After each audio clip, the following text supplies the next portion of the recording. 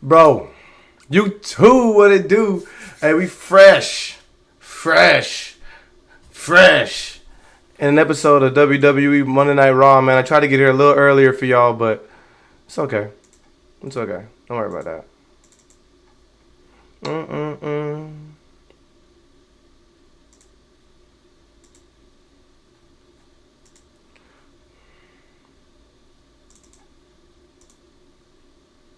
Let me talk to you.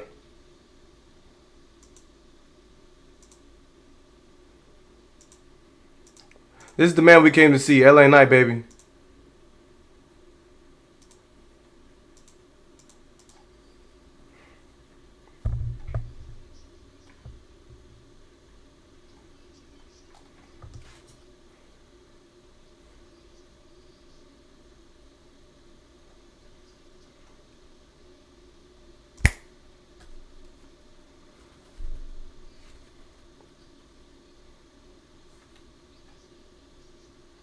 Talk to me.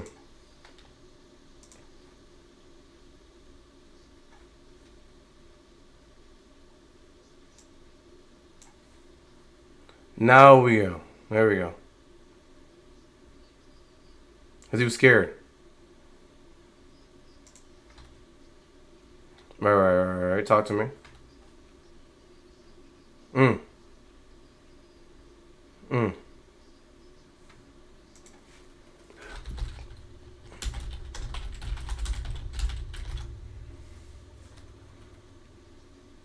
What'd he do?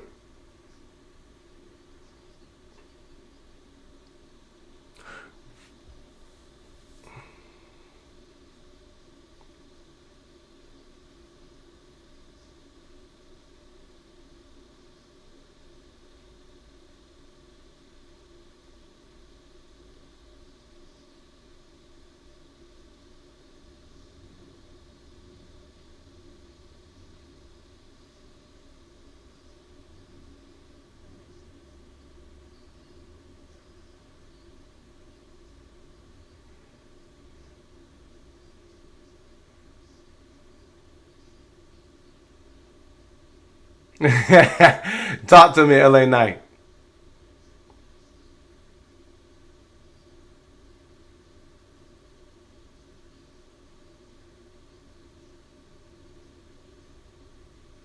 No, he's talking. Unfortunately, hold on, let LA Knight talk.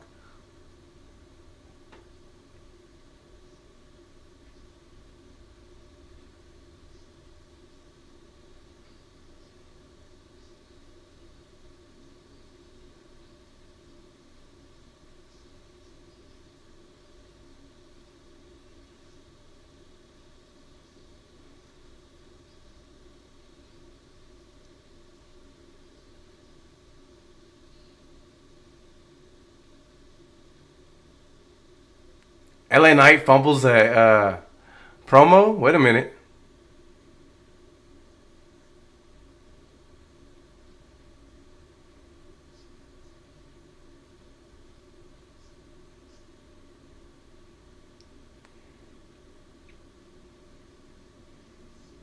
I don't even understand. What are they talking about?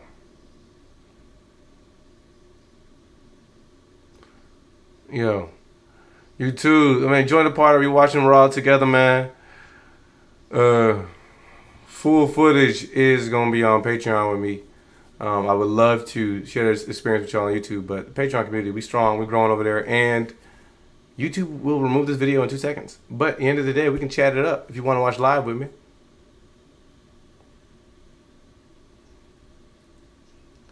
Wait, who the freak is the GM? We got Nick Aldis. Oh, that's Adam Pearce. Oh.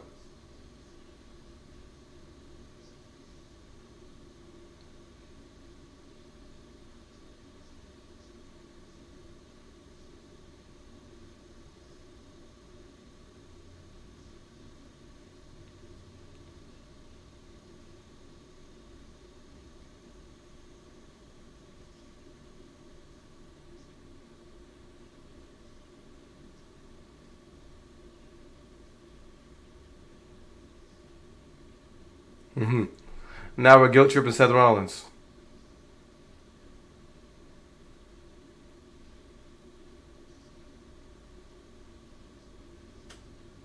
Hey, night. Yeah.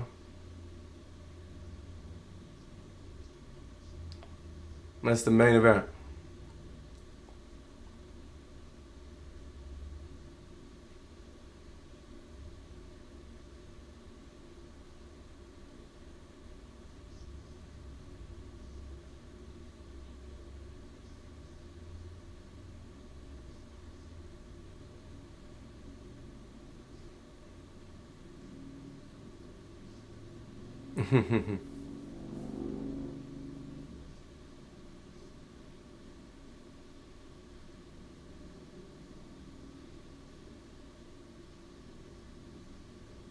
So this would be lovely if LA Knight was actually going to win the match.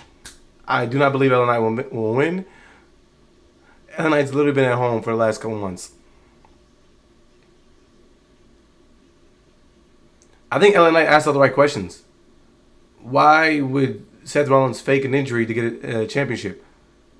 I mean, it makes sense in the grand scheme of things, but it doesn't make sense they had to do it against LA Knight.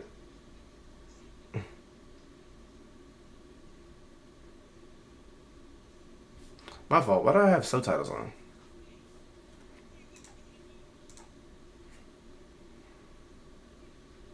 Muchachos. Who said that? La luchadores.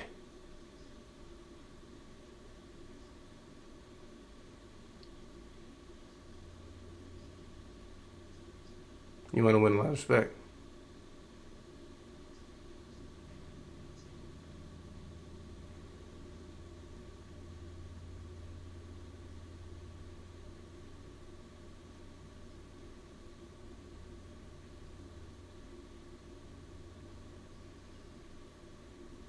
Who's that yelling? AJ Styles?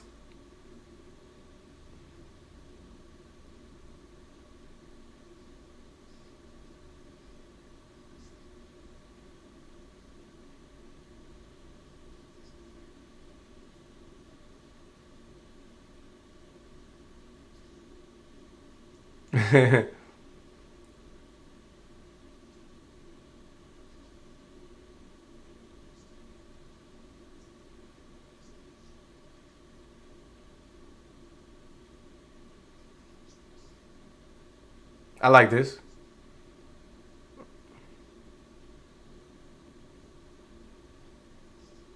Facts.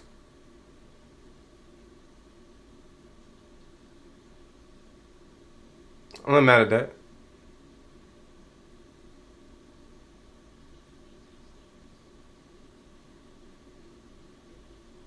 So I guess the only thing that we can count on at this point is the match between Seth Rollins and Braun. I'm sorry, Seth Rollins and LA Knight.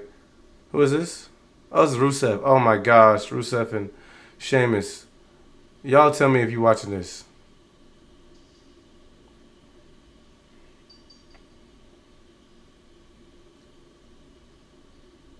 Oh my goodness.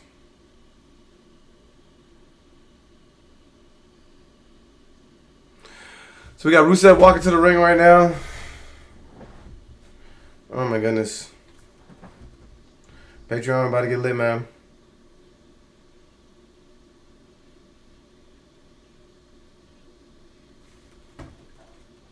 Let's go, man.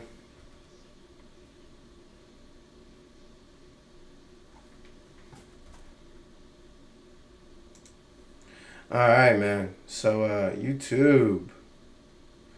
Well, how y'all feeling in the chat, man? Man, if you're just tuning in again, I didn't really get to announce that I was going to go live today. I want to start trying to go live more often when a lot of these shows are on so I can try and produce some of this content for y'all. If y'all feeling it, we continue to go forward with it. If not, I'll just, spend this time, watching a movie or something like that. For the patrons. Something like that. We're going to, see how things go and see the things that we do enjoy. So just kind of let me know what y'all feel about this. If you want to watch the Raw with me like this, or if you would just rather watch the full live direct reaction on Patreon, and I can spend this time watching a movie. But, I mean, beginning of the show, so far, Seth Rollins didn't really explain much to me, but I guess he just showed the crowd what they get for trying to cheer on CM Punk when Seth Rollins is the one that should have the last word. And I guess I don't really know. I mean, I guess the repercussions are there, and they're legit. It makes sense. I mean, I understand why Adam Pearce is upset. If I'm supposed to be the GM, I'm supposed to be running a tight ship here. It isn't fair that I allow you to walk around and falsify information to me in order to remove yourself from having to match up against anybody. And now you've made my show look bad because you've been quote unquote fake injured. But now I get an opportunity. I don't get like what it's gonna do though. Like, do y'all think in any way Seth Rollins is going to lose this belt in literally one day? No way. So why waste our time and give LA Knight this for him to lose again? I think this is kind of what makes the people upset. And I don't really get what we're getting out of this. Because if you're looking to build Seth Rollins as the future, and Braun Breaker and Bronson Reed are doing nothing, as a matter of fact, they're banned from the ringside, so they're not going to be doing any matches or anything like that today. They're just going to be standing alongside Seth Rollins. I would absolutely argue that this is detrimental to Braun Breaker's career. Because this is a dude that was Intercontinental Champion just a few months ago. He was carrying that segment of Raw on his back, on his shoulders. People were excited to watch this dude match up against anybody that was in his way. He looked like an unstoppable wrecking ball. I don't get what his purpose is now to be a lapdog for Seth Rollins. How is this helping Braun Breaker? Y'all let me know what y'all think about that, man. I think it's purposeless, if you had to ask me. So I don't really understand this whole direction with the Oracle. I don't understand this whole direction with the Vision. I don't understand it. I don't understand how it benefits anybody.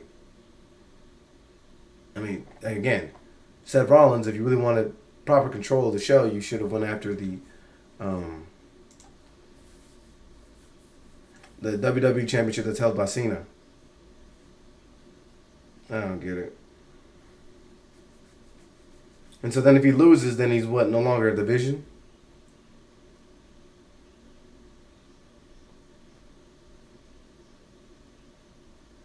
Wait. You look at WWE. All right, they are on Wednesday. Oh, wow. Wednesday premieres on Wednesday. Oh, I'm in. Hey, look, Paige. Yo, we got Joe Budden.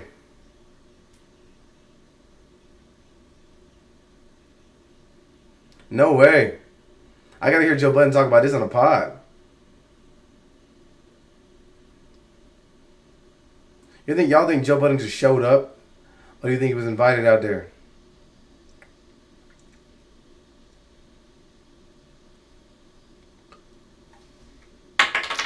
Yo, Michael Cole, you need to relax. Dude, are we about to get another Sheamus and Rusev match? Oh my goodness. Oh, whoa, they getting right straight to it. Let me watch what I missed. Man, my fault, y'all. I really wanted to, go live more frequently, but it's up to y'all. Like, let me know what y'all want to see. If y'all want to just see the reviews, and I can lead this for like their Patreon, or if y'all actually enjoy when I do these, let me know. This guy's just beating on each other.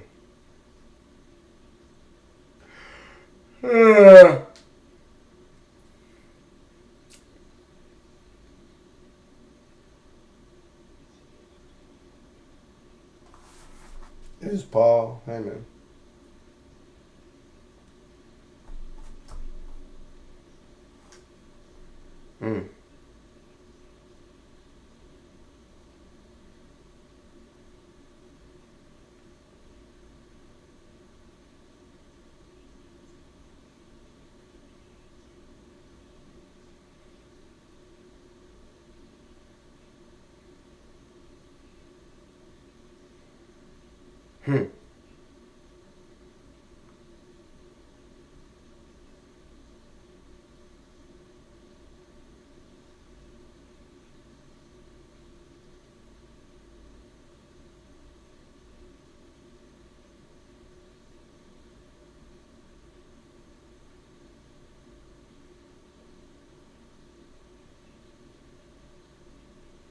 Who?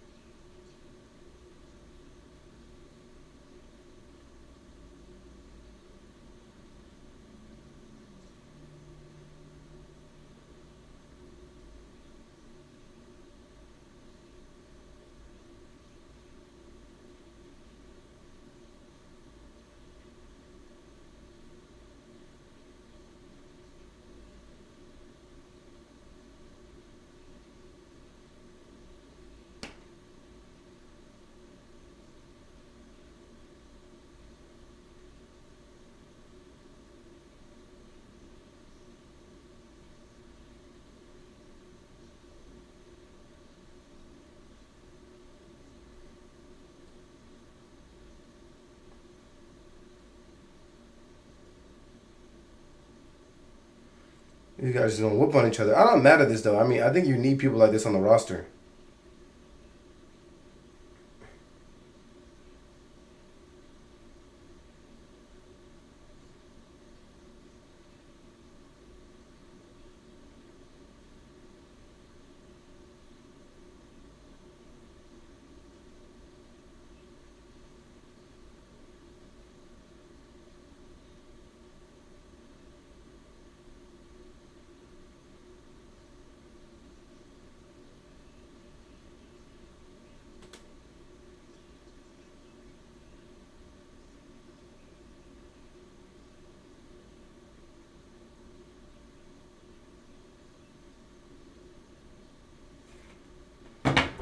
So, what are these guys doing?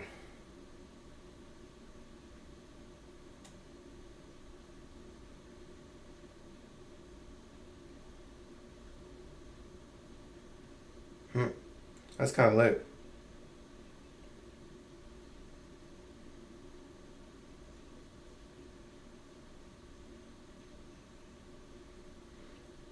I'm over here getting Fantastic Four trailers.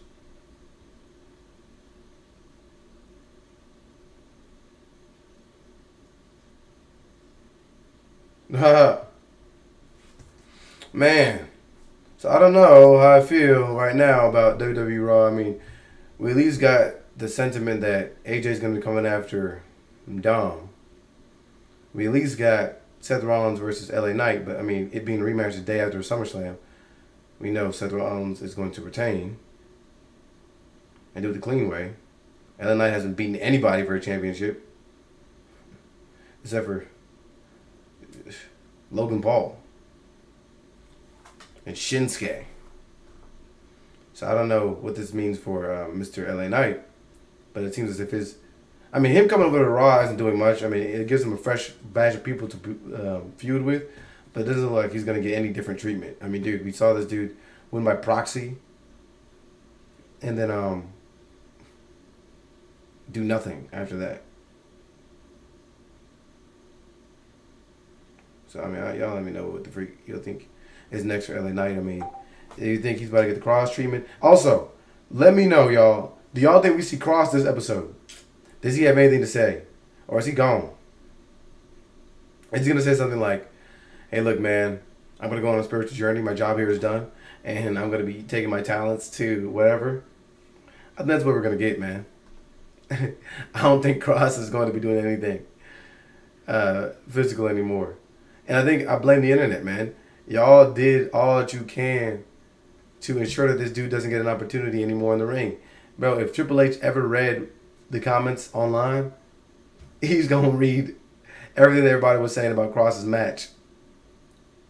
And how y'all swore up and down there's no way he should get a bad match, especially against Sami Zayn. So, my boy Kross will not get another ring opportunity or another in-ring opportunity.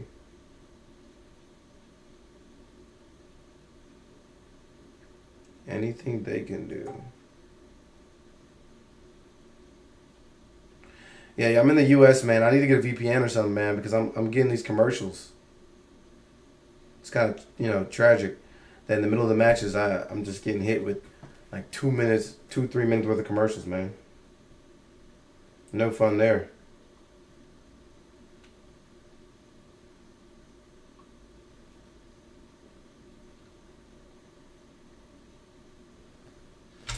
Okay, we're heading back in. Yeah, man. But y'all let me know, man, if y'all like to see these kind of where we kind of watching everything together. So we doing a watch party, or do y'all like to see just me do the full reaction on Patreon, and I could spend this time doing something else and just drop my review.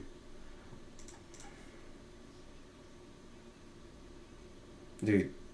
Alright, so we're getting back to Sheamus and Rusev fighting. These dudes are just kicking each other. We got Super Sheamus right now.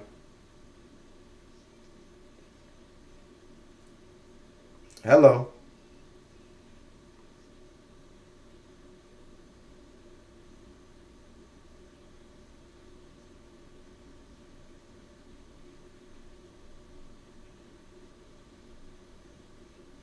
I wonder what, we could be seeing, bro. There's a lot of talent on WWE Raw. Do Sheamus and Rusev have to continually match up against one another? Could these dudes be doing anything else, or we're just gonna use them on Raw to do some rehashing of the past? Why is Dominic facing off against Dragon Lee again? Dude, we've been seeing this ever since the dude turned heel.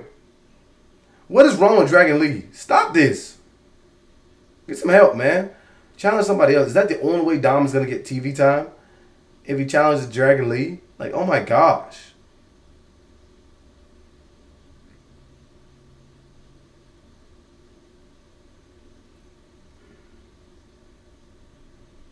I don't get it, man.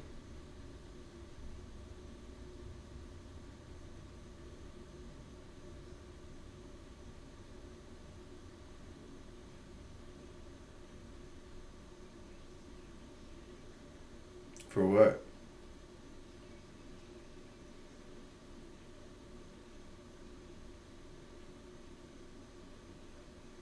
DSPs is off for what?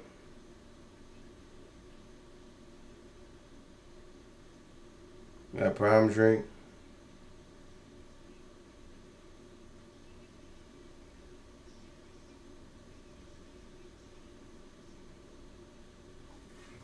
Shout out Big Sheamus. Sheamus isn't going to be doing anything of significance. I'd like to see him match up against Dirty Dom. I think that dynamic would be funny. But, I mean, I guess we're not going to get that. Oh my gosh.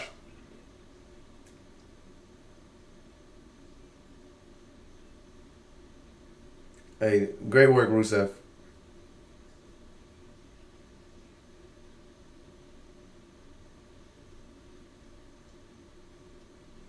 Oh my gosh, he's going to break his sternum. Oh, these guys got counted out.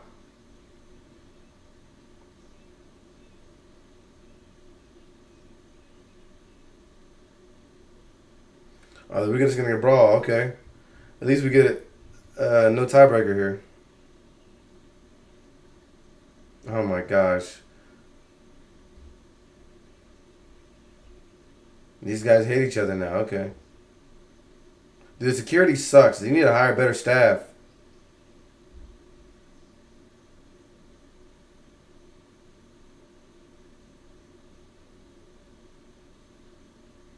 So we had Rusev throwing the chairs at Sheamus. Oh my gosh. You better beat him with a shillelagh?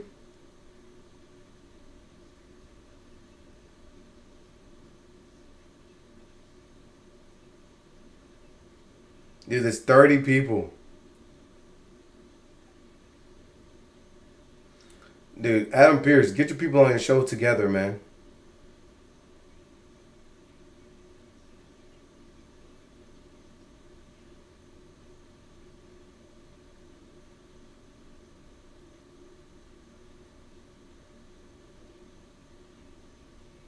Dude, what the F?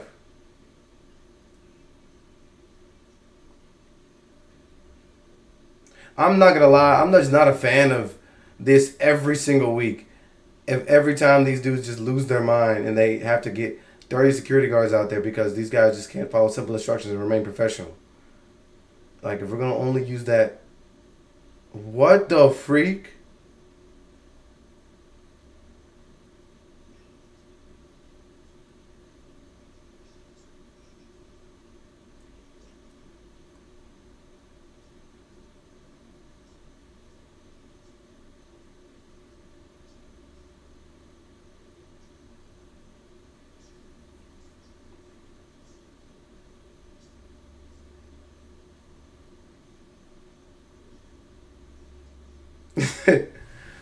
I ain't gonna lie.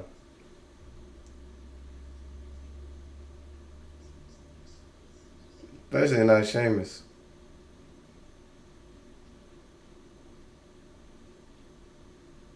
I ain't gonna lie. I like this. This is creative. Look, this is like evil New Day. I'm not mad at this, but it's just unfortunate that we're getting this now, 7 months after they turn. Now he's gonna fight against Penta. Is there a purpose for Grayson Waller doing anything online?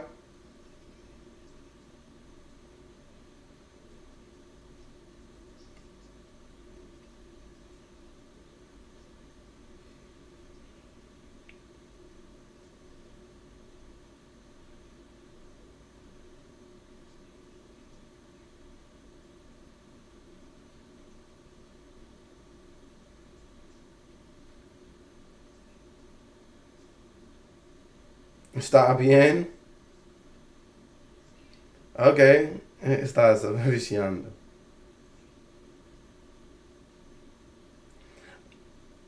Why would you even be afraid of Grayson Waller? The dude hasn't won in like 10 years.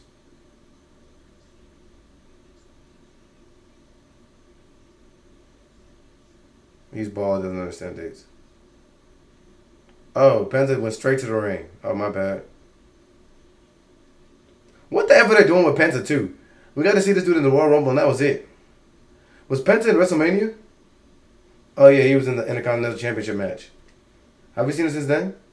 Maybe on Saturday Night's Main Event, maybe?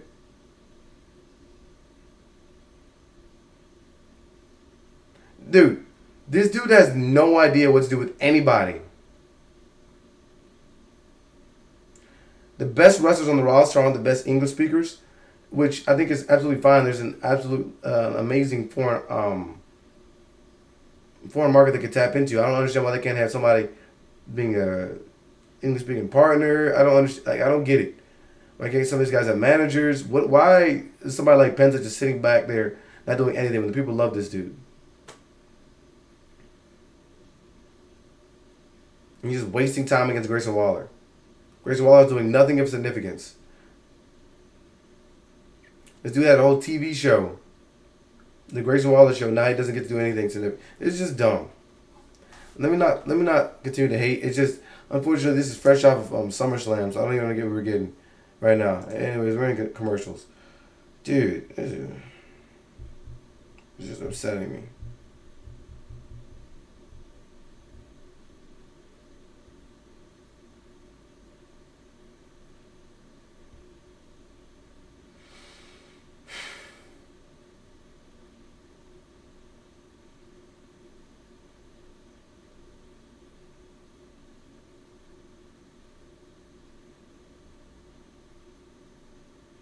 Dun, dun, dun, dun.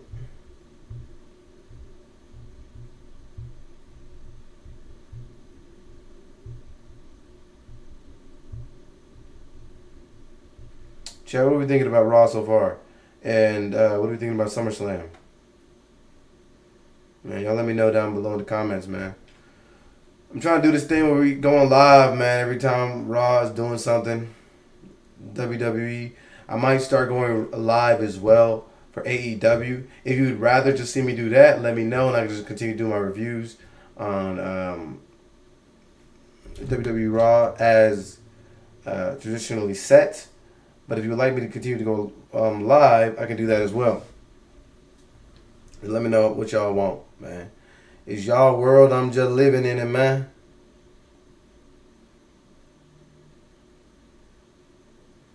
What did we get? We got a news that Damian Priest was not booked for a major match at SummerSlam. Dude, they have no idea what they're doing with anybody. That's why Damian Priest was not booked for a major match at SummerSlam. Nobody knows what's going on. Nobody knows. Zero people even understand it. Anyways, it's whatever, dude. It is absolutely whatever.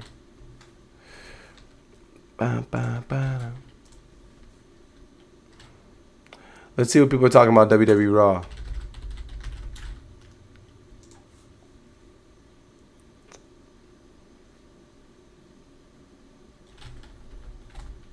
Look at this. Chat. Oh, shoot, my fault. Good drip right here. Me when Punk interferes. Ooh, you know what? I didn't even think about that. Punk probably will interfere. Dude, we're going to get this recycled thing going on for a long time where Seth Rollins and CM Punk just can't win. I would think that CM Punk will probably interfere, but it's going to end up costing LA Knight the win. Because more likely Seth Rollins gets disqualified. Which doesn't do anything for him to lose the belt, but in the end, look at the keep my kicks over a week without any repercussions. Wait, are they still wearing the shoe? Why is he still wearing the shoes on his neck? They didn't even beat. What the? No facts. People love LA Knight more than like Seth Rollins. Let's be honest. Hot take or what? Anyways, let's get back to what's Raw got going on. Is Raw back for the commercial yet? Why are they talking about 113,000 people combined in regards to attendance? That's not how that works, man. What kind of Steiner math is this?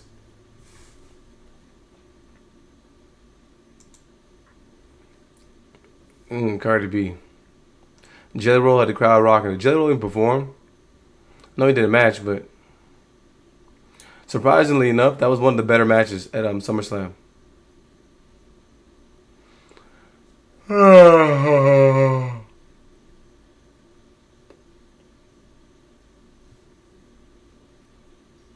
Grayson Waller don't get no entrance.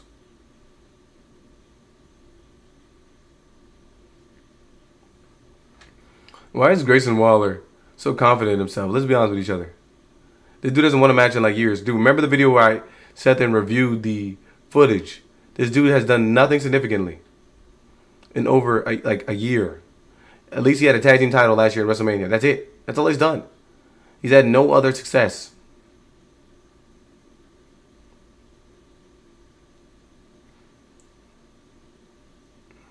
Dude, I think this is the route they want to take Carmelo Hayes, bro. Just to give him nothing. And just have him put over everybody else. Make everybody else look good. That sucks because Melo's actually nice. I wouldn't even be mad at Melo. Nah, I'm kind of mad at Melo losing, I ain't gonna lie. He's just not doing anything eventful. I think that's what kind of pisses me off more than anything.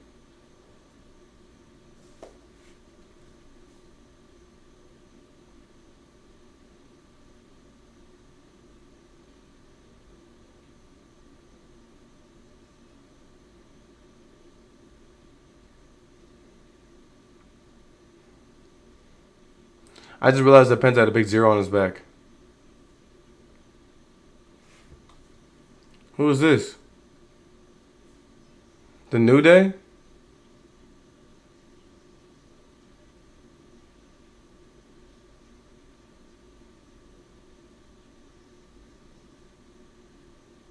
I'm not mad at I like New Day's entrance song.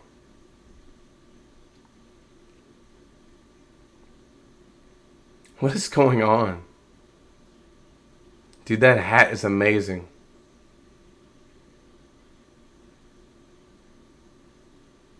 Wait, what are they doing? Did the referee just let Grayson Waller stand outside of the ring after they just counted out SHEAMUS and RUSEV? He just stood outside of the ring for the entire time that Woods and Kofi came to the ring.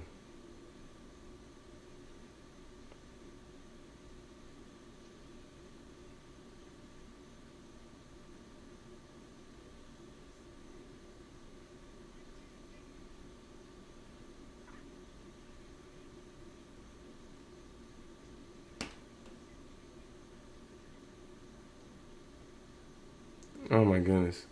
Was the crowd saying New Day rocks? All right, we're back on ads. This is just crazy. I got 3 minutes of ads, dude. I gotta get this VPN popping, bro. This is getting ridiculous.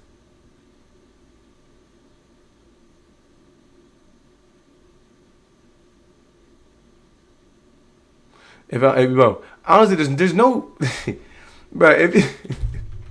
If you watched WrestleMania last year and then watched this year's, like you just tuned into Raw right now, you'd be absolutely confused as to what's going on. Because you got a bunch of nonsense. Dude, Damian Priest was a major player last year. That was it. That's gone. Don't know why. I mean, let's talk about it. Roman Reigns was the man. He's not doing anything nowadays. Just like Paul Heyman said, bro, it's been a year and a half since this dude's been a champ. He's doing nothing of significance at this point. Was CM Punk at WrestleMania? No, he was injured. Yeah, he wouldn't be missing out much. Yeah, at least we got Dom doing something. Dude, this dude got a wing stop ad. W Dom.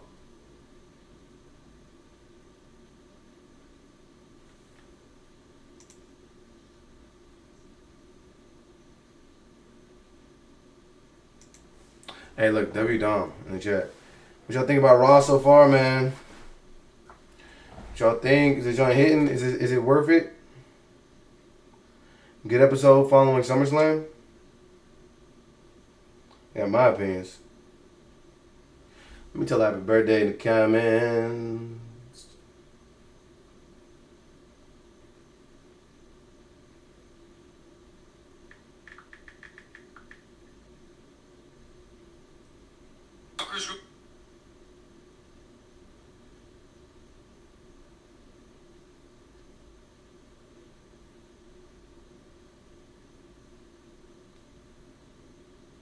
I'm in them DMs. So I'll tell you one thing about that. Chat.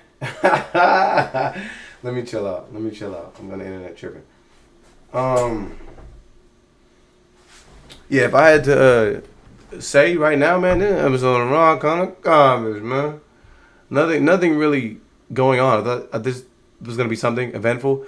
I think what they're trying to do is load up SmackDown to be exciting because what we've been getting over there is terrible, absolutely horrendous TV. Let me know. Hey, put the over and under in. CM Punk is he interfering in the match? Shove that in chat.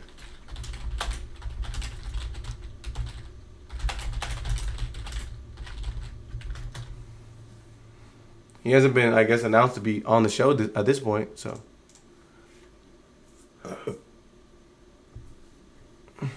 Ooh.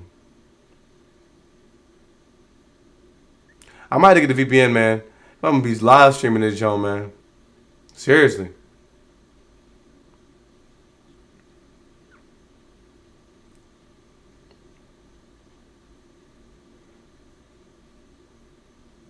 There we go. New Day is on the mics.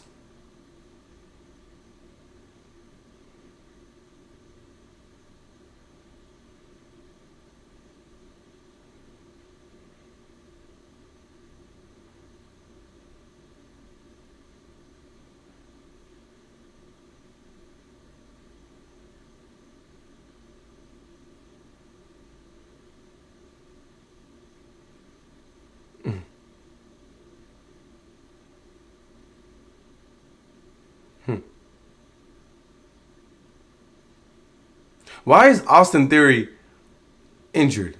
Like, did he legitimately get injured? Last I knew, he was at the WWE main event.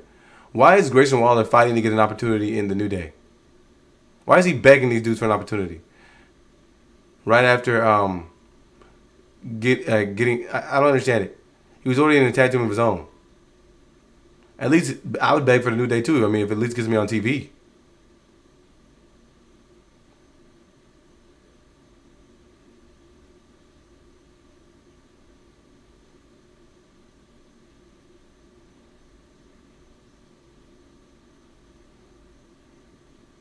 Oh my gosh. Dude, he definitely caught him in the teeth.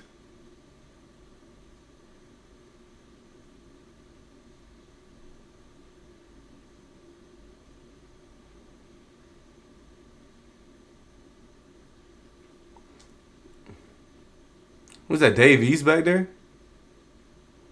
Got the Da Vinci dude? Dude, there's literally no way that anybody that's sitting behind Xavier Rhodes can see. With that huge hat on.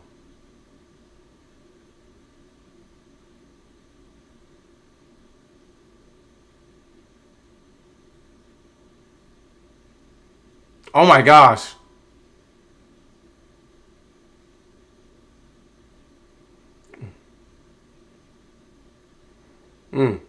Hey, I will tell you. What? That was the win?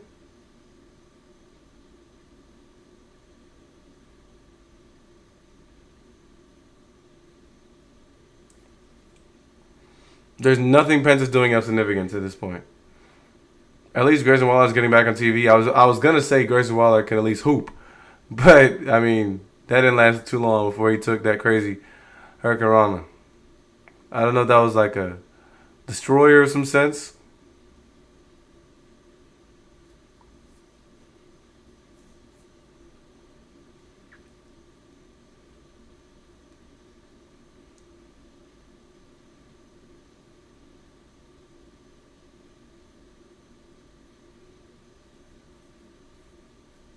Okay, please do not hit me with another commercial.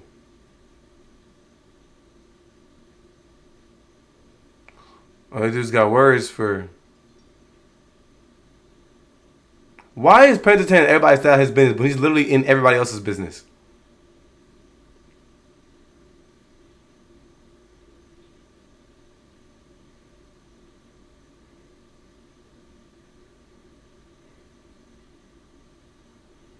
Dude, no way he just got rid of all three of these dudes. What is he doing?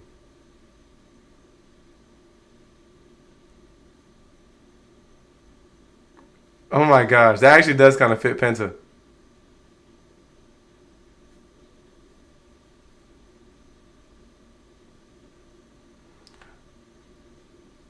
So why is a talent like this not getting any TV time or a real championship opportunity rub? I mean, he at least got the challenge against Braun Breaker, but it was a bad matchup. It could have been something serious for Dom too. I think that'd have been good, but I don't know. We got AAA merger. There's a bunch of good things. Like, why is Charlotte Flair and Alexa Bliss on Raw? They champions. That's my fault. I'm getting too upset. They still fighting? I think I'm too pre-positioned to get. My predisposition is a little too just angry. There's no way that they even have stamina to fight like this.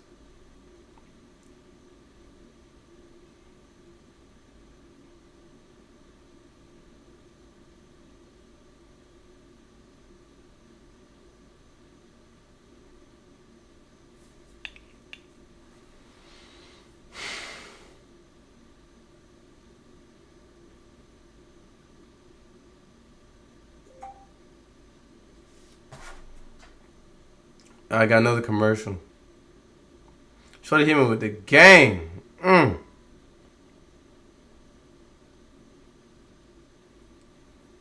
Ha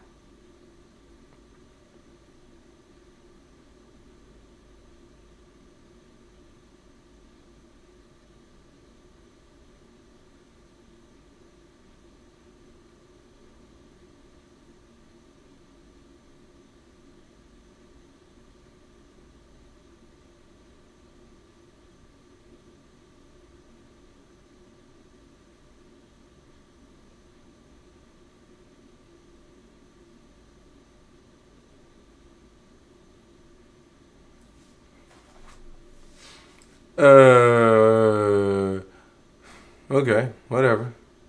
Dude, I'm getting hit with like supreme ads, but I ain't messing with this. Yeah, I swear, last time I watched Raw, I wasn't like this, man. Like, does WWE have anything eventful going on? Let me see if I can catch something real quick. Let's go back to Twitter or something, man. This is getting kind of ridiculous. Like, what are we saying?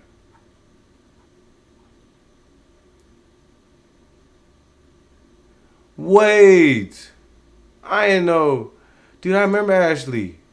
I didn't know she bad, man.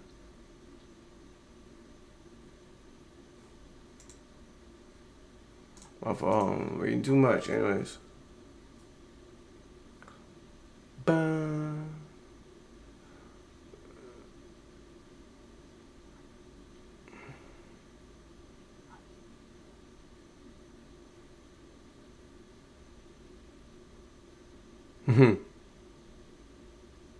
Je me us.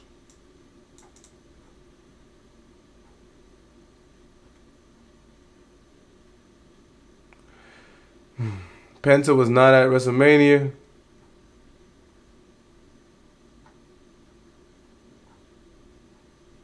Trying to read the Twitters.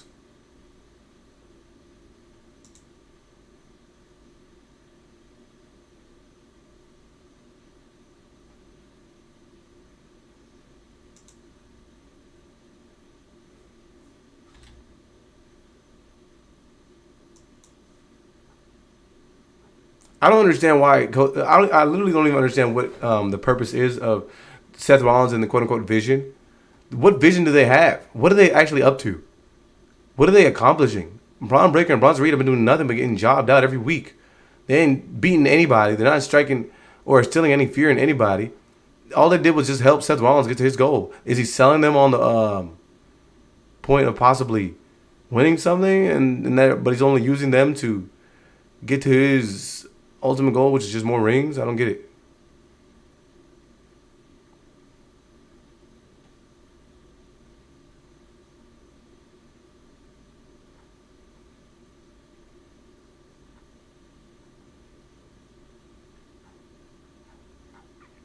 I mean, what are we getting at this point, bro? I mean, look at the tweets, bro. I mean, dude. Let's just literally look at this, man.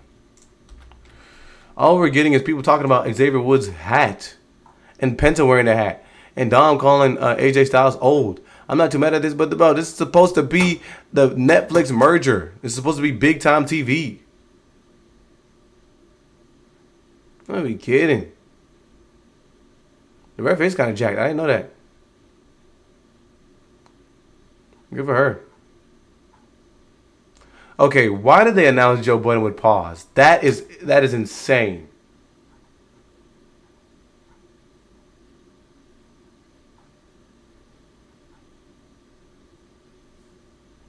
That's so weird. Why did they say pause?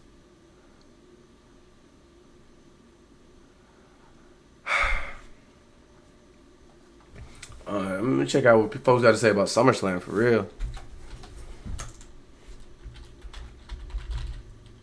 SummerSlam still trending. If it's up, then it's stuck. If it's up, then it's stuck. Let's check it out. Cena didn't want his music playing to hear, but he wanted to hear the fans. The View Never Changes promo, that was a nice photo. Both main events of SummerSlam were the best two matches of the show. This is how it always should be. No interference, no overbooking. Just let the two main eventers go out there and perform at the highest level. Makes a huge difference when you trust them to deliver. Let's see what the comments are on this one. I think Cody and Cena absolutely overbooked. Just not in the way we're used to with a million run-ins. It got a little ridiculous. No facts. Bro, we saw both of these dudes kicked out of 3 simultaneous finishers.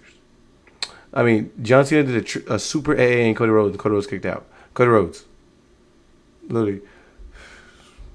Codarius Rhodes kicked out.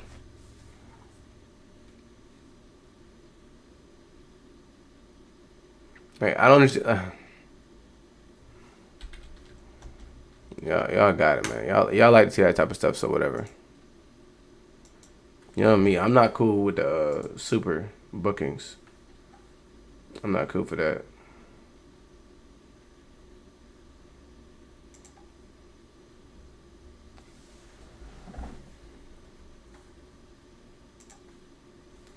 Is Michael Cole trying to explain what happened to John Cena? Because John Cena's coming to SmackDown.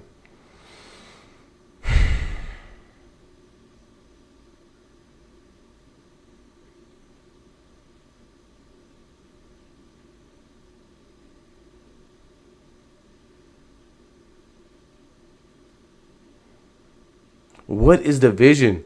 They've come out there 100 times to talk about nothing. This is where I get confused and only more confused. They're wearing shoes around each other's necks, talking about being the tribal thief and the Shula Fala. But they lost. Why are you still wearing the shoes around your neck? You lost. You can have the shoes. Roman Reigns is rich. I really don't understand the purpose of this unit. Braun Breaker has no belt. Bronson Reed has no championship. Y'all let me know if I'm looking too far into it. All right, we're back into it, man. Charlotte Flair is walking out. What is the purpose of Charlotte Flair coming out there with all these feathers and everything like that if she's going to get halfway through her entrance before Alexa Bliss comes out and does her entrance?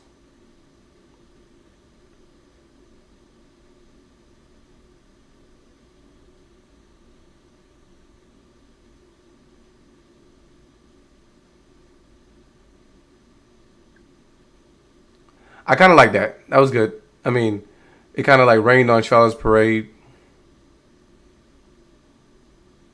I like the Bliss. I like the Bliss entrance. It's pretty cool. Wait, so what are they coming out there to do? Just talk?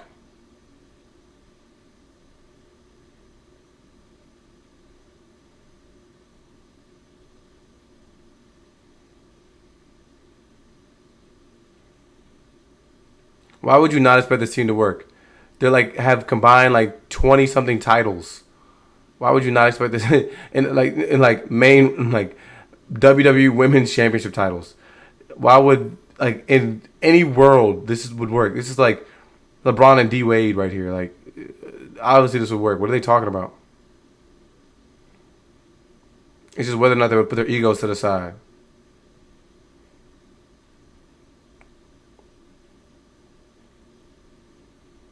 Like, remember, for the OGs, those really watching WWE, remember when Batista and John Cena were a team and they were actually had a match upcoming, and so they were just ridiculously good and they were able to win a match on their own because of their just sheer talent and ability.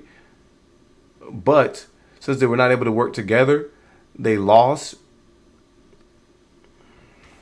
I think like we should see that type of tension. But, you know, maybe I'm losing my mind, huh? What are these women even have to go? What are they even about to say?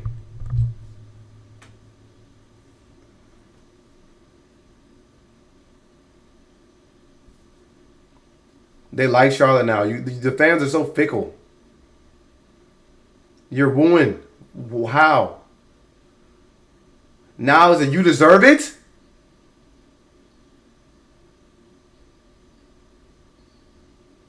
That's crazy.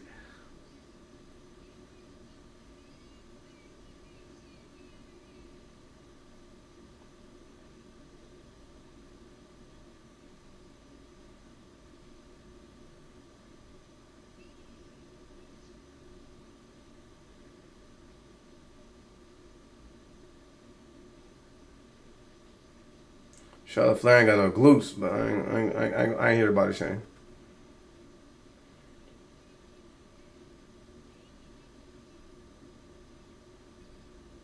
We could be whatever.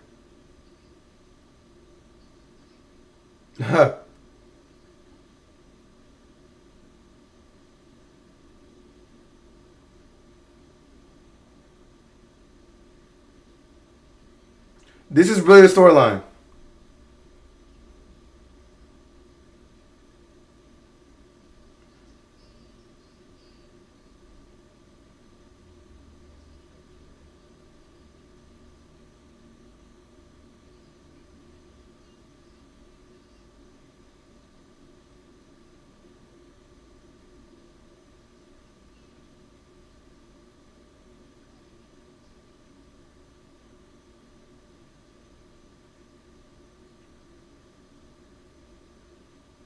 What are we doing?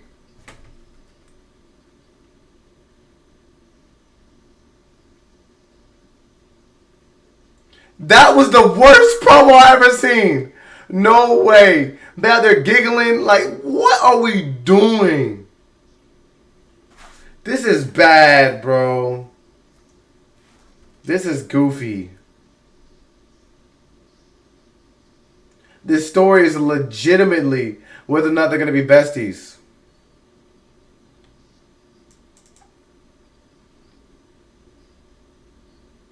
I agree.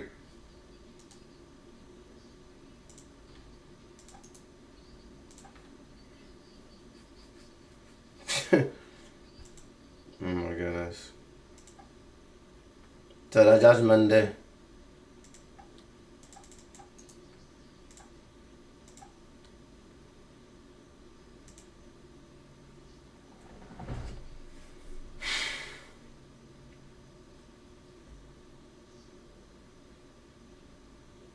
So far, it's been a great episode of Raw.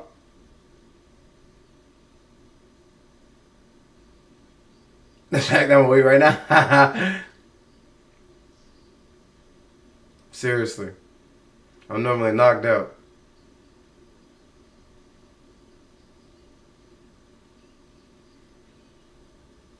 Why does she keep saying this A-word thing?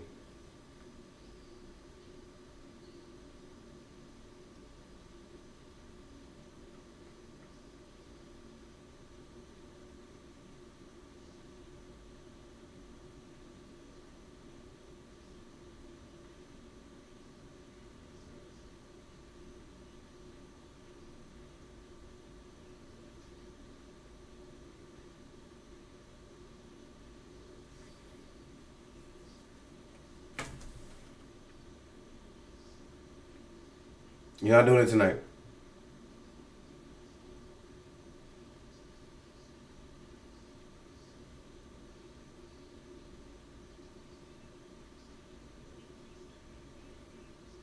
Are the Judgment Day about to get the titles back?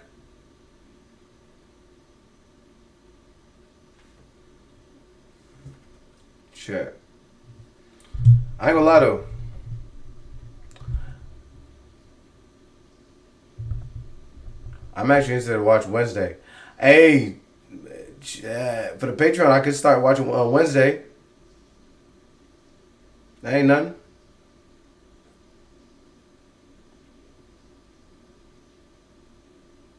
Part 1, August 6th. Next part is September.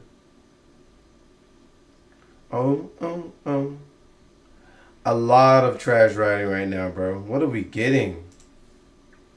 Did they just come out there and wing that promo? What was the point of them even coming out there? They could have just had their backstage scene, walk into the ring, and then, like, when they're walking out there, they could have got interrupted by a Judgment Day. That was terrible. Charlotte and them were just out there giggling and, are you going to call me the F word? No, I'm not going to call you the F word. We're not friends. Like, is this literally what we're doing? These are two women that have over 20 women's championships combined. I mean, it works, I guess. I'm sitting here, like, you know, trying to be realistic with what I'm seeing. But at the end of the day, the crowd is in the building and they're cheering. Like, come on, man. The crowd is in the building cheering for this. Talking about Charlotte Flair, you deserve it. Dude, I think seeing WWE Unreal only furthers my disgust for what we're getting in regards to the product. There's a bunch of people back there actually getting together and putting this together. There's an actual team, an actual department going through and putting all the things that we're seeing in line and in order. This is horrible. Like, we just came off of a SmackDown where there's been some viral moments. And following that, what have we gotten? Nothing. What have we gotten so far on the show? We got LA showing back up. Cool. Is he going to beat Seth Rollins? No. We got the New Day dressed in garb as if they're at a funeral. Dude, y'all lost the tag team titles. It is what it is. You can't, like, how are you mourning the tag team division that you didn't do anything in? And this is why I say they write terribly. Why in the world why after these dudes give up the titles, after 7 months after they turn heel, we're just now getting to see these dudes do anything on TV and show their character and actually explain some of their motives? Why are we getting that 7 months after they turn heel? It's ridiculous, man. Okay, the match is back.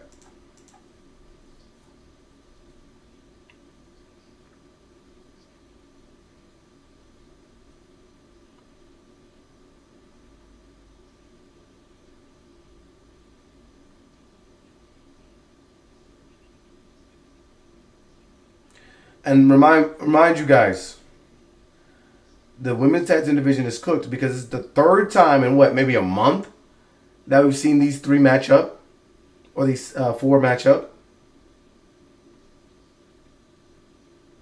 Now, granted, one of them was in like a multi-tag team match, but come on, man.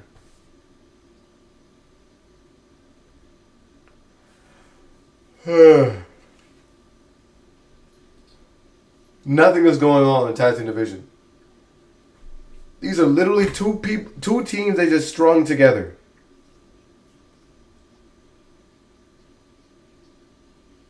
Nah, new transition, no facts.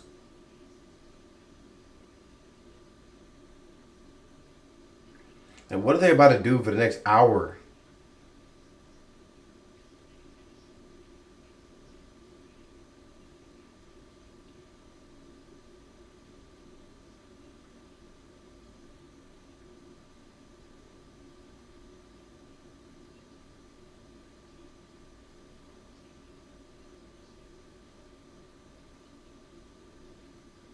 I don't even understand, like, when somebody's already ducking. I hate when they do that.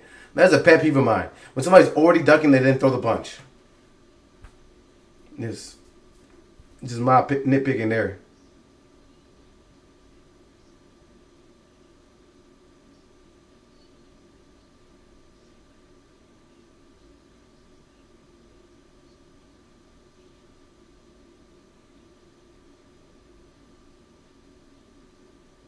The people love Alexa Bliss though. I don't understand why the people love Alexa Bliss so much, and they can't do anything to get some of that love to transcend over or transition over to the Wyatt Six. It sucks. I mean, Alexa Bliss has obviously also done a lot of singles work outside of the Wyatts, but come on, man. Like, you could have at the very least get people to cheer about for Alexa Bliss. Why in the world can the Wyatts not get no love? Roxanne's been on the roster for just a few months.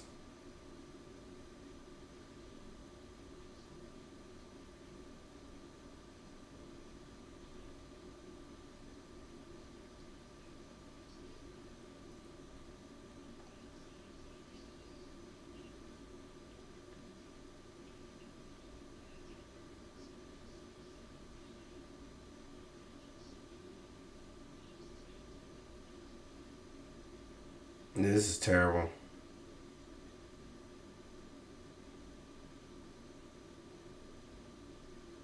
Don't Liv and Raquel have the most tag team titles? I'm only mad because I want to watch.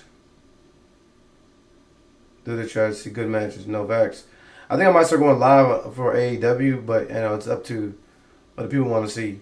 If they don't want to see that, I'll just do the recap and do the reviews. I can do the live reaction on the Patreon, or I can do just the reviews if that's what folks want to see. It's up to y'all. So if y'all want to join me out here, and we start to build each other, watching everything live. Why are they cheering Roman Reigns in a match like this? What are they doing?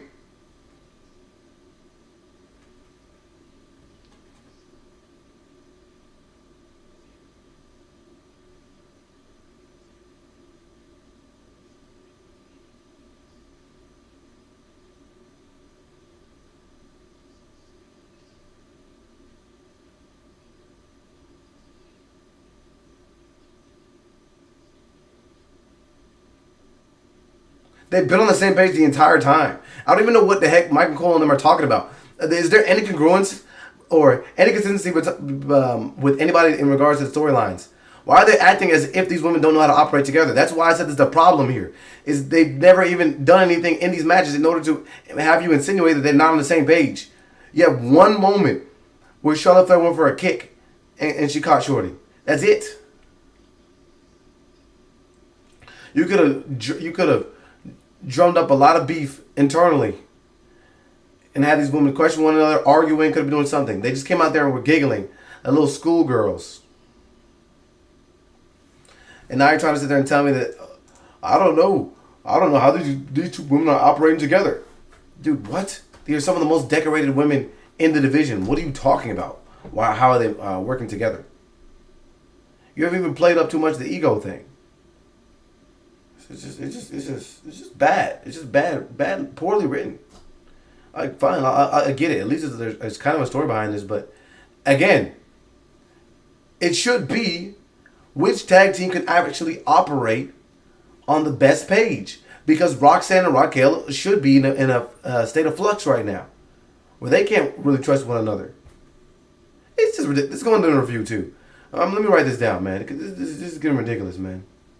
It makes no sense. Why is this only one-sided?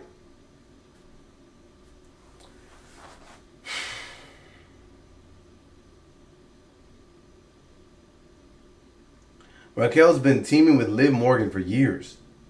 And then suddenly she's introduced to a woman who she doesn't really trust, and now she's supposed to tag with her.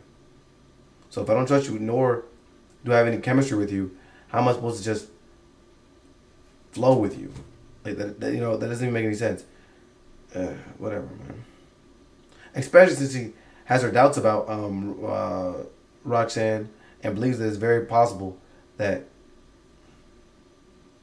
they could be quitting on one another. Doesn't make any sense.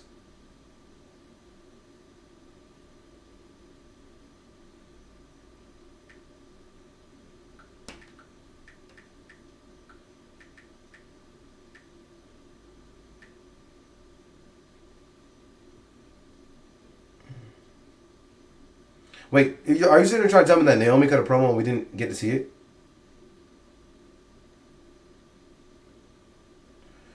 I'm just distraught. I'm just upset. Dude, hold on. What the freak? How'd that happen? Dude, is this what happens in America, bro? For every 3 minutes of the show that you watch, you have to watch ads? This is just upsetting.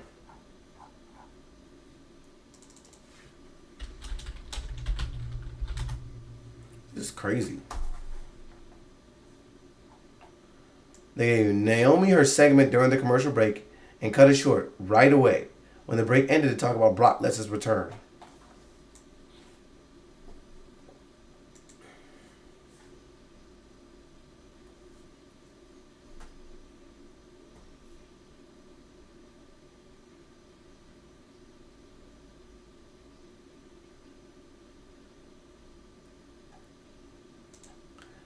Naomi got 17 seconds worth of promo time before they cut her. That's crazy. This is 17 seconds. This is your women's champion, and they cut her off in 17 seconds. But we have enough time to watch Sheamus and Rusev. We got 3 minutes of, or how long was that? 5 minutes of Alexa Bliss and Charlotte Flair walking to the ring, giggling and being giddy and all over the place, and we're going to be best friends. This is what we're getting. But your women's champion, Naomi, who is absolutely carrying the women's division right now in regards to story, character, and charisma, she got 17 seconds worth of promo before they cut her. Just silly. Just nonsense. What are we talking about in the chat, man?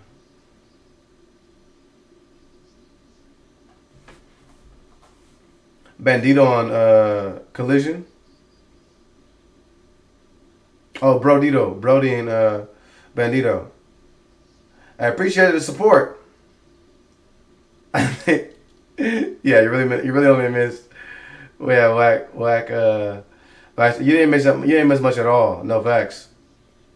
Right now we're watching Charlotte Flair and Alexa Bliss matching up against the Judgment Day again for like the 10th time in 1 month.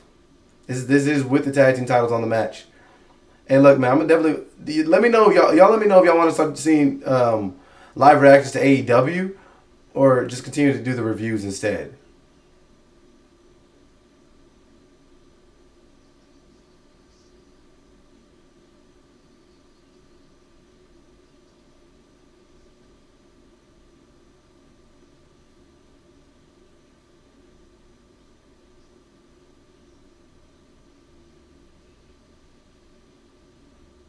Charlotte Flair's out here carrying.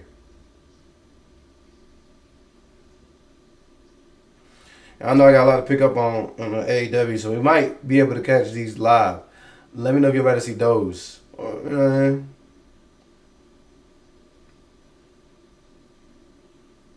Appreciate y'all showing up in the chat, man. Everybody chatting it up. Buddy. I haven't got to see Buddy on AEW yet. So, you know, I'm relatively new. So I'm definitely going to have to catch him when he gets back then. I get to watch Bandito and Brody. I will watch that Kyle Fletcher match, though. I've got a lot of requests to watch that match, so I'm definitely going to check that out. Him against Dusty Rhodes. Is this your queen?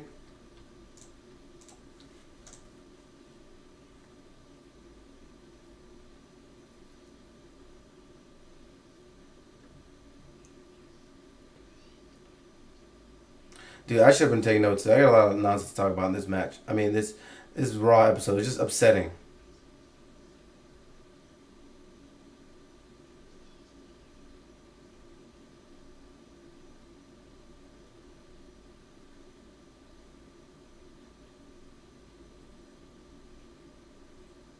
What the heck is she doing? What is this?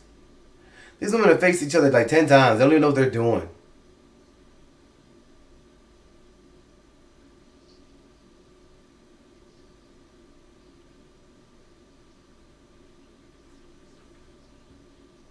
Dude. Corkscrew elbow. Look, man. Look, y'all. I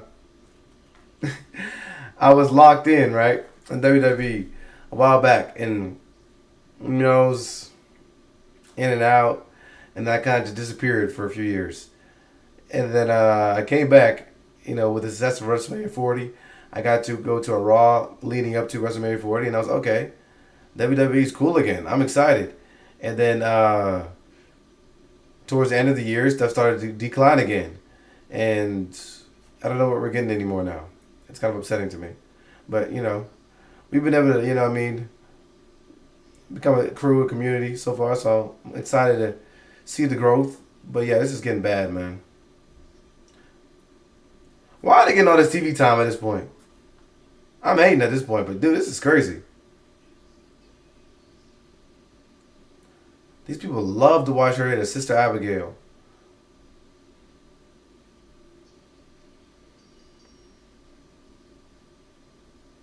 So if they beat the Judgment Day, who are the other challengers?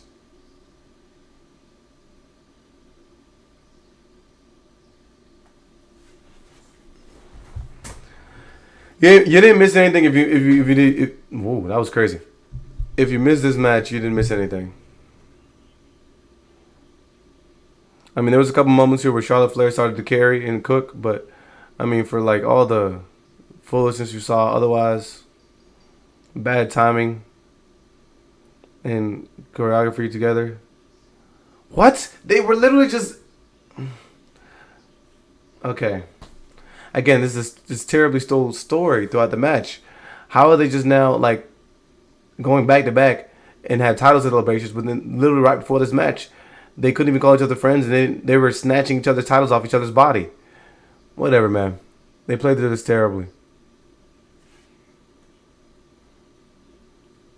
Yeah, WWE's been putting together a couple solid matches here and there, but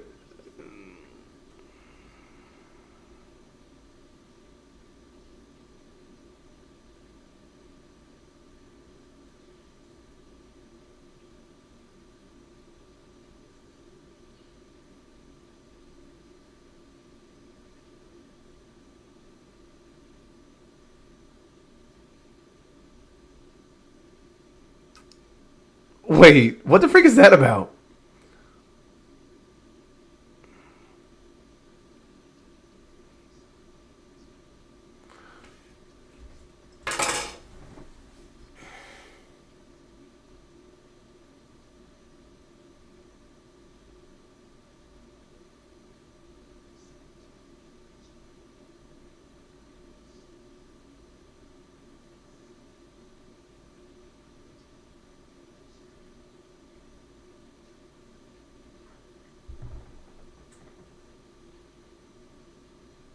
Dude, I'm getting so angry right now.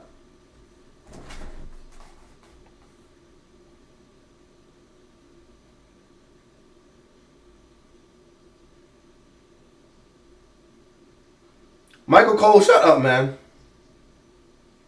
Yo, I'm going to tell y'all one thing. We legitimately just saw a moment backstage where Io Sky is discussing things with the Damage Control or the Kabuki Warriors, and then Rhea Ripley comes over there and says, "Hey, I want to talk to you." Okay, what are we talking about? I'm glad that you decided to challenge Naomi to a one-on-one match, because I can't wait for you to beat her so I can beat you. And the Io Sky says, "You'll never beat me." Remember when I said yesterday, watching SummerSlam, I said there's a perfect opportunity there for them to actually have Rhea grow. Nope. Rhea's only motivation and storyline right now is whether or not she's going to beat Io Sky. If she beats Io Sky, then what? She'll be champion again and do not like.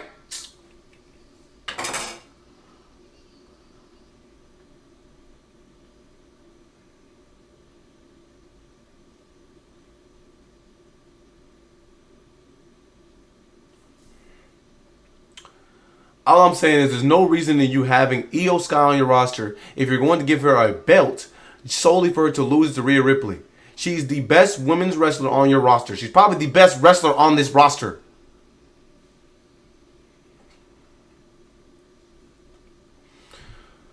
Goodness. This is just upsetting, bro. Like, bro, I don't understand how Io is getting all these matches and all these moments on TV, but when she was a champion, she was nowhere to be found. It's just stupid. And the only thing she's being used for is fodder for Rhea Ripley. There's a million other women on the show. Is this all going to be? Standing back here, Io Sky, Naomi, and Rhea Ripley. Is that all we're going to get? Is that all we're going to get? Yeah, the Kabuki Warriors backstage, and they're watching backstage, just talking to Io Sky, while Charlotte Flair and them just show up and get a rematch against the Judgment Day. What about the Kabuki Warriors? Charlotte Flair was in the same match with the Kabuki Warriors, and the Kabuki Warriors weren't able to get a match against the Judgment Day at SummerSlam, but Charlotte Flair was. So they're just sitting back there laughing around and playing around. Okay. Alright. I'm keeping my calm though. I'm keeping my cool. I'm gonna say this for a review. He said just took the glasses off. No, I had to take the glasses off, bro. I was sizzling right here. I was sizzling. My brain was cooking. I said, ain't no way, bro. Hey, they're cooking right now. Even if they have a bad story, then every match, and I will say that the matches are really good over there at AAU. Like, there's not really any bad matches. And by having a bad match over there, I think it's just, you know what I mean? Because you have so many good matches. You know, it's just the worst one of the night. Yeah. I'll probably do a live on AEW. If I can go live for Dynamite, I'll try to do that. We has never been EO. It's still pretty funny to me. No, it is kind of interesting to me.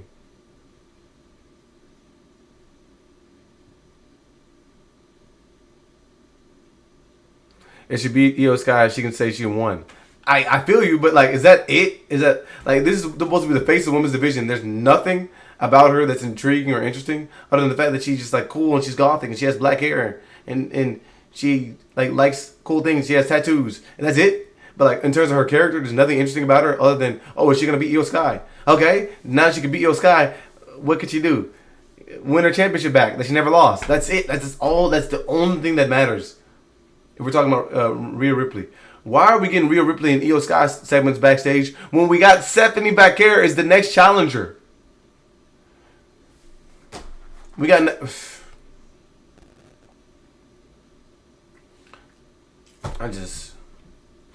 Hey, look. I might go... Let me know if y'all want to see a vlog, though. I might go check out Raw. I'm looking at some of these dates. I'm able to catch a Raw sometime soon. So, I could catch a Raw and give y'all another opinion. Dude, I went to SmackDown like maybe like a month or two ago. That was like one of the worst joints I ever went to. I was so upset because I went up there and they didn't announce anything for the show, and I got to see Jason Mateo beat LA Knight. I just was disgusted being there tonight. Yeah, they absolutely gatekeeping. There's a bunch of women that like, and what's crazy is they have a deeper women's roster than the men's roster, and none of them are getting any TV time. There's like so many women on NXT in between the two of them.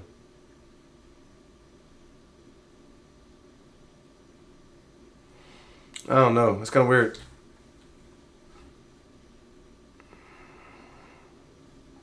I get to see the crowns. That's pretty cool. I'm gonna start going live more so I can kind of like get onto it.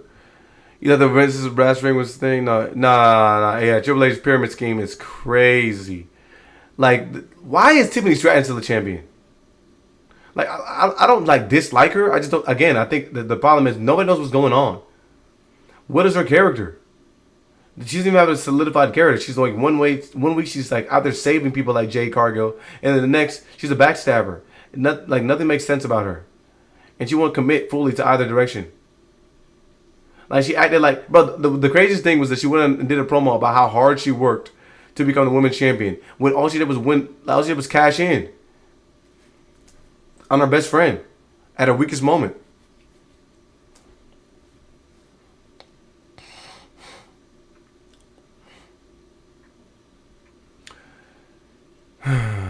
Dude, I don't even want to get pissed off again. Because now they're showing the scene of Bayley where she interrupted the match against from Becky Lynch against Lyra Valkyria. Lakers brought up the next big thing. WWE just don't create stars anymore. No, you're right. They were fortunate to have somebody like Rhea Ripley ascend to superstardom so they can utilize her. And if they can't utilize her, then at least they can use Bianca. And at least in their back pocket, they got Bianca versus Rhea Ripley. Singles match, and they can use a Rhea Ripley beating Io match in their back pocket. That's the only thing they can get. That's the only thing they got. They have a million other women on the roster. And a bunch of women hot and ready to go in NXT. Yeah, they're not doing anything with any of them. Nah, no. I gotta catch a Dynamite, bro. I feel like that'd be lit. Look like they have fun in there.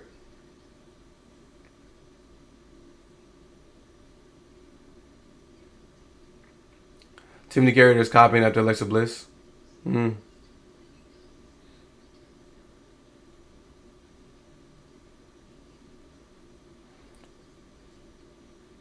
Look at Lyra talking about getting out of the Bayley vortex.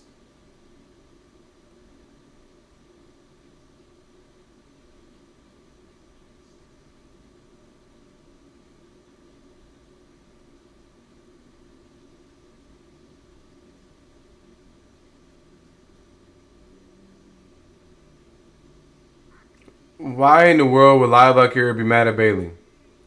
You would have absolutely got your skull bashed in. You would have lost the match either way if Bayley did not come in and intervene. This makes zero sense for her to be telling Bayley to watch out. Honestly, I don't even understand why Bayley is in her face doing anything. Look at Dom out there slapping Dragon Lee. How many times have we seen Dragon Lee match up against Dom? I could probably look it up right now. I find Tiffany is shallow AF. No, facts. She's literally shallow. Like, yeah, her character has zero depth. If you think about it, majority of the women on the top of the roster have no depth. At least Becky's seen character changes. At least Naomi's seen character changes. We have some depth over there. The rest of these women have nothing going on. That's true.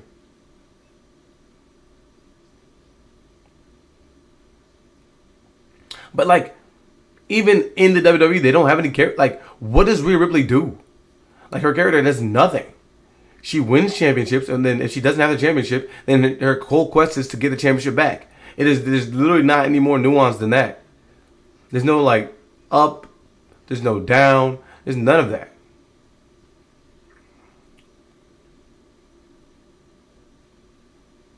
At the very least, at least Gunther is like, bro, the people that win championships, y'all are not worthy of the championship. You don't respect the game enough. At the very least, he's got that going on. Rhea has nothing to talk about. She's just like, oh, I'm not the champion. That's crazy. I should be champion. So let's go get a championship match. That's all she does. Nothing. She's not like I said, trying to learn what she could be doing in order to overcome things. Remember, she had cut a promo like a few months ago after she had lost to EO, and she was like, "Man, it's me. I'm always so stupid. My eyes not on the ball. I'm so small-minded. I'm not looking at things a certain way." And there was something that we could have did in order for her to dive deeper into that character. Nope. All she did was come out next week and cry and say, "You know what? I don't want to get into part of that triple threat match." So just stupid. Zero depth there.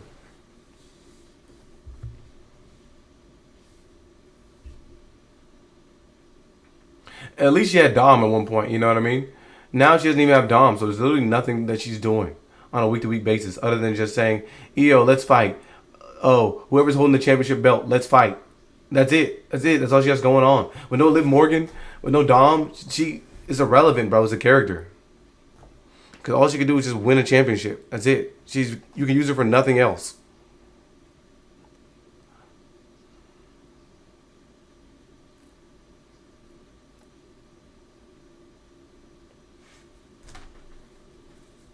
Yeah, which I ain't gonna lie. I think at that point when Tiffany thought she was the center of the universe, that was at least something that we could have built on. Like you see what Chelsea Green is doing. She's entertaining. She's exciting. She's got multi layers here, where she sees herself being the best. She sees herself being the queen, the princess, and she shouldn't be touched to the point where she's got a secret harvest. But I mean, the rest of them, oh, they ain't doing nothing. They ain't doing nothing. We see how Naomi dove into this personality that she's got going on. But whatever.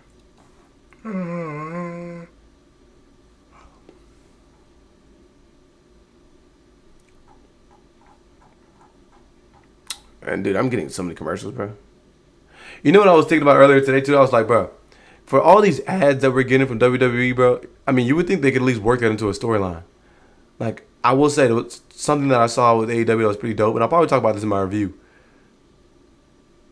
they have like matches for like $100,000. They have matches here like they had when they had Shark Week going on, they had people that were wearing Shark Week branded stuff, right? So you would at least think that would provide a little bit of something, right, for the characters. Like they're not just gonna say, "Hey, I want to fight for the championship." You at least have people that are doing things that make sense, not just okay, show up to work today and just fight a random match. And then we're not, even though we don't really have a storyline or anything like that. You know, like in kayfabe, it would make no sense. Okay, like I just show up for work and I gotta fight this dude. Okay, cool. I fought him. I beat him. I lose him. Whatever. Next week. But at the very least, in AEW, they got the thing where like, okay, they fight for $100,000, $200,000. So like you would, in the midst of that, be able to just construct a bunch of people beefing. I think that's an easy plot device.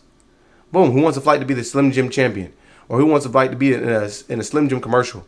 You know what I mean? Like you would think that would be at least something to tie into a storyline, but they don't even do stuff like that. Just zero creativity. Anyways, I heard WWE and TO bringing Brock back has stirred up the legal hornet's nest. Oof. The feud with Cena could be literally dead in the water. Yikes. Before it even started. I wouldn't be surprised if it started and stopped so many things. I mean, if you had to think about it, let's think about the final boss returning to turn John Cena heel and then disappear. And this dude just overnight became a good guy. Literally in less than 5 minutes. All it took was Cody Rhodes whispering a couple sweet nothings to him. I wanted to face the real John Cena at SummerSlam. And John Cena says, you know what? You're right. That's all it took. Crazy. Forget about The Rock. Forget about all the promises. Forget all that. Tiffany was like a mean girl that would back up what she would say, win or lose, and they would just drop the character for some reason. Yeah, I didn't really get it.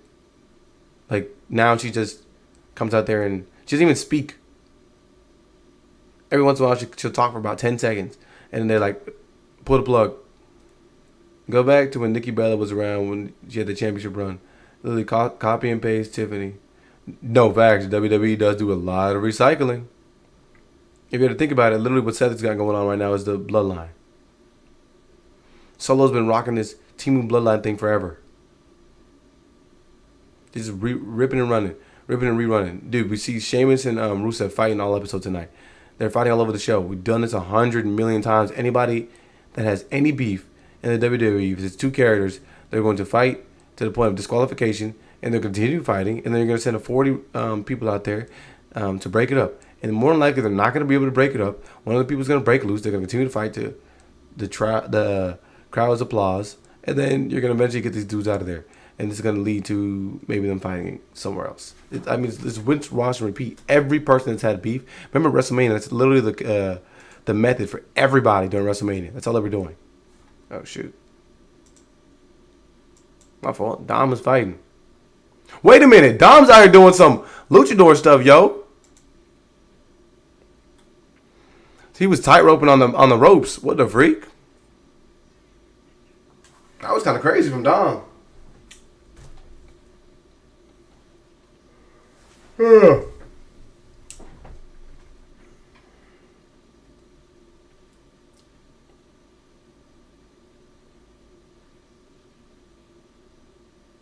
There's nothing that Dragon Lee's doing either. He doesn't fight for any significance. Hey, did y'all hear that they got rid of the Speed Championship too? Y'all hear that? Let me make an adjustment to my camera.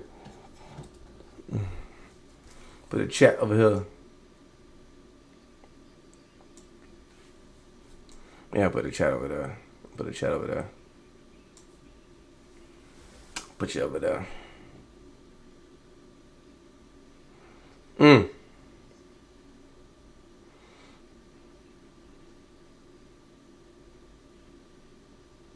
Grande Americano.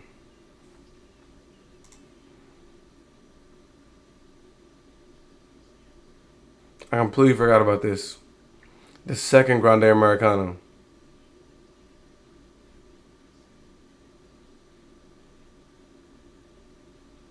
There's a third Grande Americano. This is a jobber convention.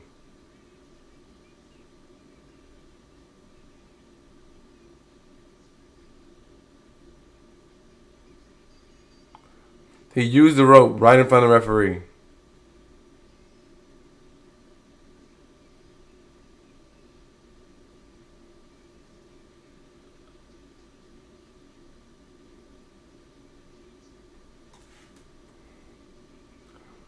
I think everybody that doesn't get TV time suddenly becomes Grande Americano.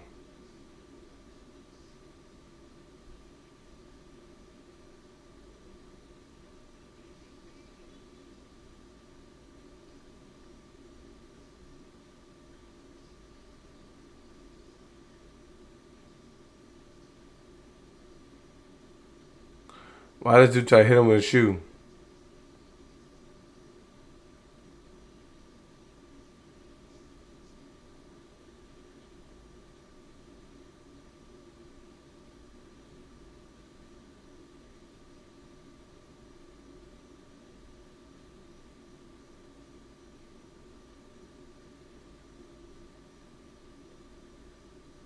Bro, there was 3 Grande Americanos.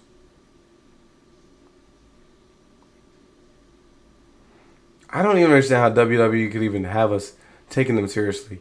I think I got another theory too. I'm gonna tell you all my theory is. We got Sami Zayn. The speed not good or something. I'm assuming it just wasn't getting, like, I guess the attention that they wanted to get on it. I think they were just using it to drum up their followers on, like, Twitter. It was a terrible idea in the first place because it was only something that they only live streamed or released on Twitter instead of showing us some love on Instagram and all type of stuff like that. Like, it was just poorly done, and they never even presented the Speed Champions on TV.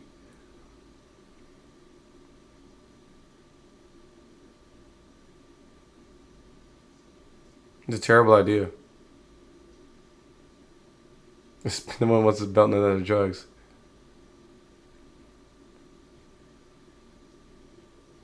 What is Sami Zayn up here talking about?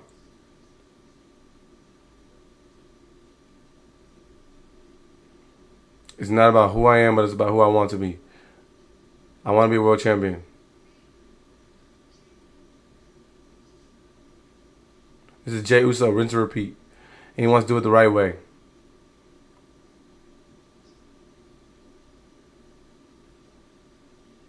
They still have Sheamus and Rusev fighting.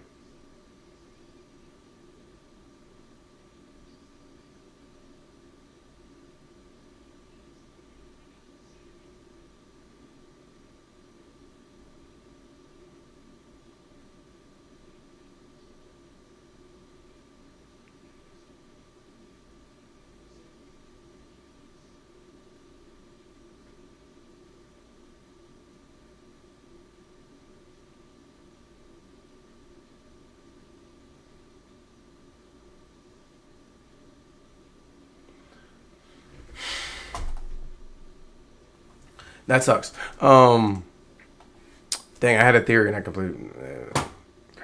Oh no. So I got a theory. My theory is that, bro, I think just WWE is sold out. I don't think that they've decided that they want to continually put out content that feeds the people that actually enjoy wrestling, or anybody that watched wrestling 10 years ago, 20 years ago, 30 years ago. I think at the end of the day, they're just here to try and feed the children. That's it. They want the children to go tell the moms to go buy you clothes. They want the children to go yeet. They want the children to chant Roman Reigns. So regardless of, storylines being cohesive, making sense, actually having some gravitas or weight or direction behind it, doesn't really matter. They just want people to go out there and yeet. That's why they let somebody like Jey Uso do a yeet contest and run his music back in the middle of the match. And they have all these celebrities showing up to entice all the people that around the world that don't care about wrestling. So then when they get to just show up and see a match, oh, nice, yeah, table. Instead of actually paying attention to the characters and whether or not it makes any sense that these people are fighting and what things that they're doing in the match actually tie to their character. It's not about any of that stuff anymore. I think it's really about just pleasing the children. I'm going to talk about that in a review. But that's a theory I have. Sheamus and Rusev are going to be the bar 2.0. No one wants a belt in there. No, it was a terrible idea. But yeah, apparently they're getting rid of the belt as a whole. I mean, Sol Ruka was two belts Sol Ruka. But I guess now that doesn't matter anymore because... No, facts. Everything's about money nowadays, yeah. A lot of these companies are shilling out.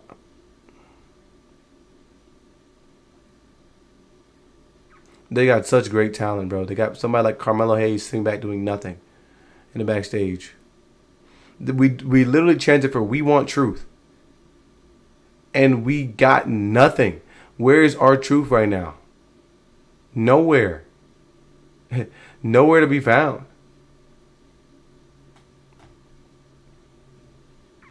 The people are chanting, "We want LA Knight," which I'm telling you, he's gonna take this L to Seth Rollins, bro. If he beats Seth Rollins tonight, bro, I will do 50 push-ups.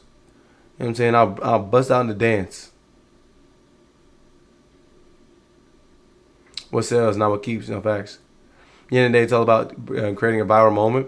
You saw how they had a whole TV show revolving around John Cena's heel turn, just to snap their fingers and say, "All right, that's it for his heel turn. No more of this." Yeah, you guys might have loved that, but at the end of the day, now we're back to something completely different now. Cody Rhodes says, "I wanted to see the best version of John Cena," and he says, "Yeah, that bad guy stuff, that's out the window." Literally just like that. Even though Seth Rollins, CM Punk, Randy Orton, all these people told him that what he was doing was wrong. Whatever. WWE's killing the business the way they got such good talent. Yep.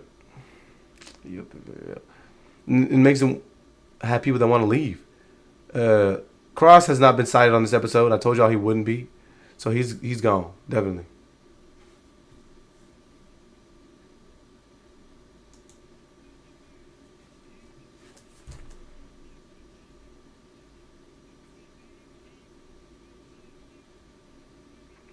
There's no way they thought this dude Da Vinci was about to get some TV time. He stood up for no reason.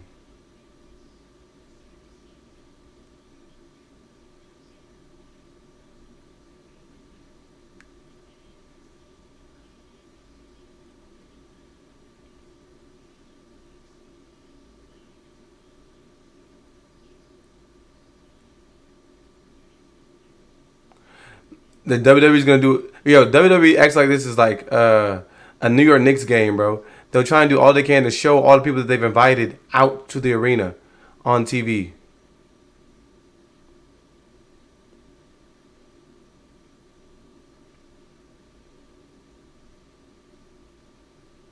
Why does Becky have new music? Like, isn't it a little too late for her to have new music? She changed characters at WrestleMania. Why at SummerSlam are you just now dropping her music?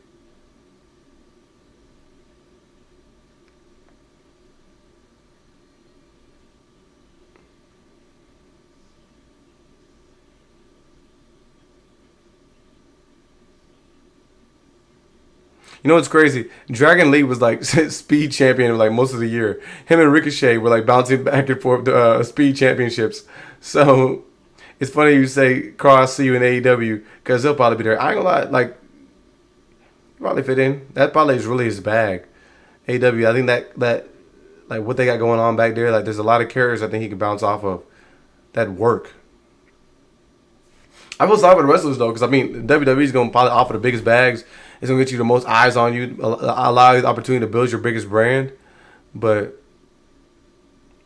at the end of the day, you look terrible over there, bro. If you're not, like you said, in that fan club, I mean, or if you're not in that select room, that group of people that Papa H loves, this rats for you.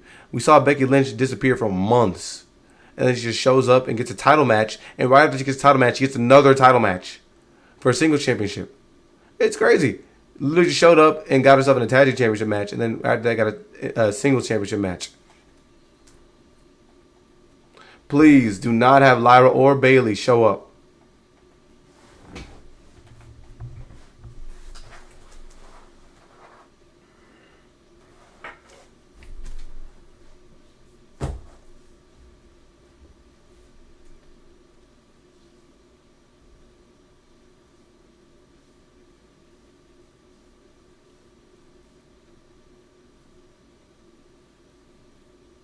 Where are the other women on the roster?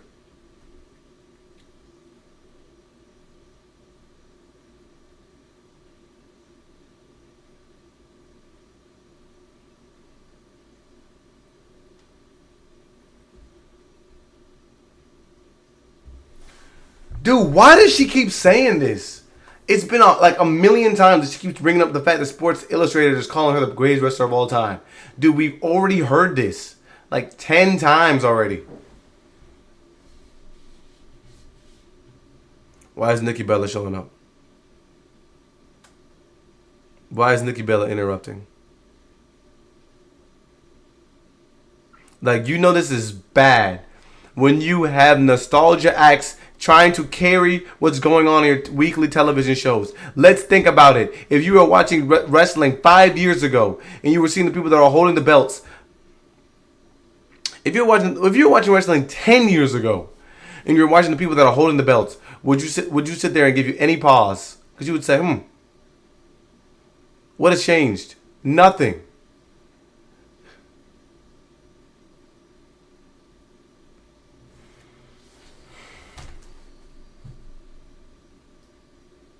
Why is Nikki Bella here?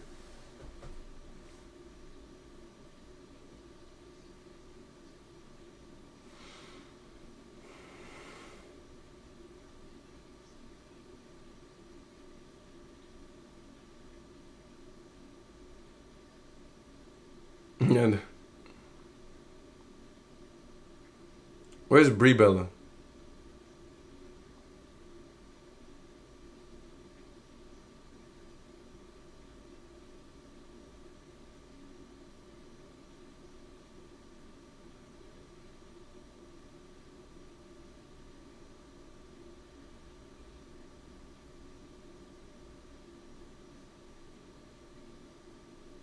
That doesn't even make sense.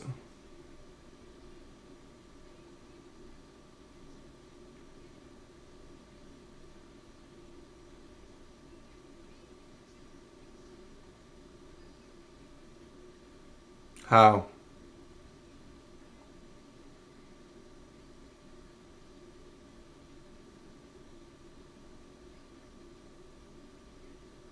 There is no division. Yo, I'm about to get pissed off listening to this promo from Nikki Bella.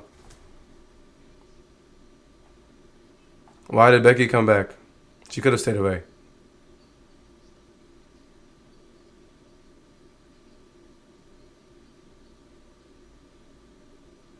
This is dumb.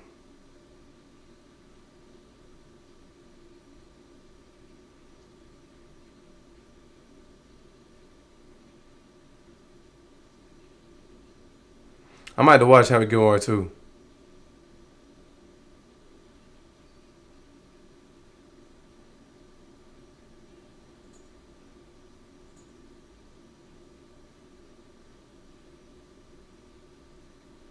Oh, dang. Dang.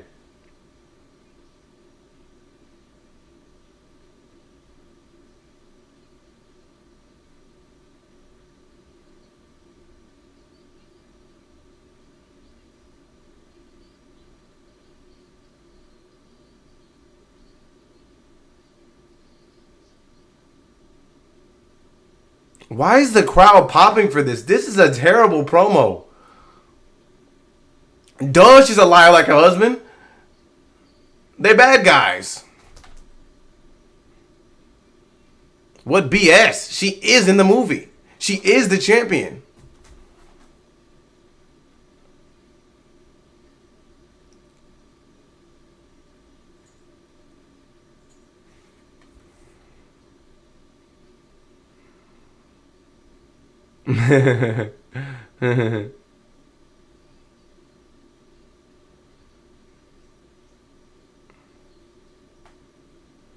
They are a really good wrestling couple. Can't even lie.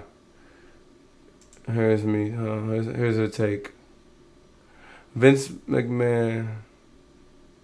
Oh. All right, good shot. Becky just threw a good shot. Oh my gosh! Oh my gosh! Becky cooking her. Oh my gosh! Oh no! All right, chat. She just said, basically, Nikki Bella was like, "You and your husband are liars." Becky said, "Don't talk about me and my husband, because me and my hot husband are the best thing going on in the WWE. We're the best couple of all time. Maybe I should be talking about your Oh, my fault. You can't see him." Oh my gosh. Becky saved it. Whose error is it?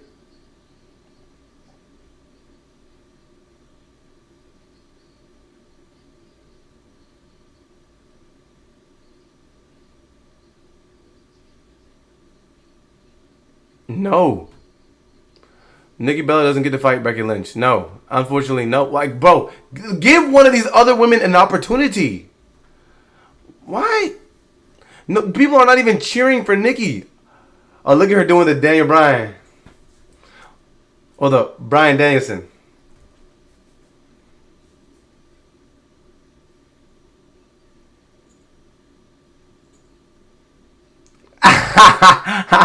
She just punched her. Alright, let's see what y'all gotta say. Vince Mac is like George Lucas, so Disney, TKO, and now look at the product. No soul, just made to consume money and make money. No, you might be right. No creativity.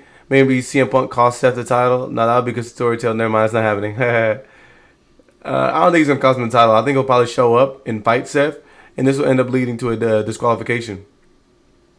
Kross, yeah, we'll see Kross in AEW. Oh, finally, we get another Naomi promo. Kross should be serial killer levels of intense. Yep, him and Ciampa. How would you book him in AEW? Now, that's a good question.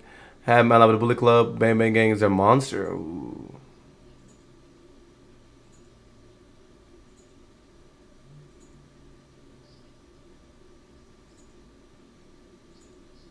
Breeze on the bad list.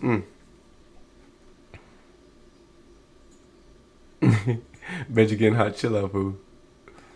So, Superman review. We're totally in the same boat. Worst movie. Yeah, it was a bad movie, man. Appreciate it.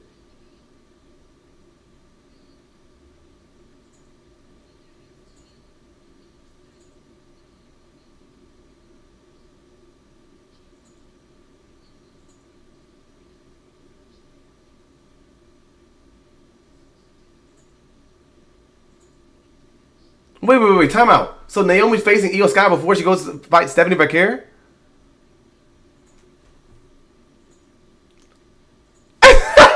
Naomi's funny, I ain't gonna lie. Naomi funny, yo.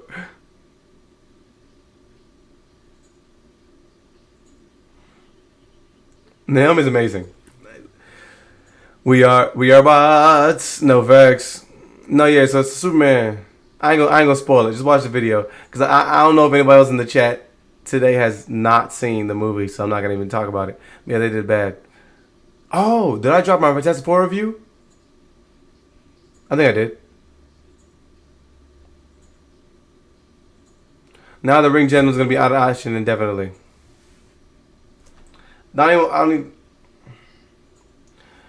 Gunther hit the table and it was bleeding from his head, but you're going to tell me he's going to be out indefinitely.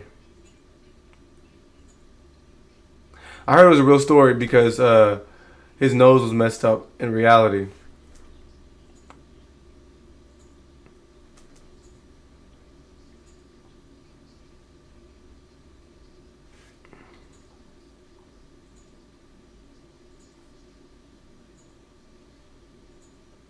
Sami Zayn against Rusev.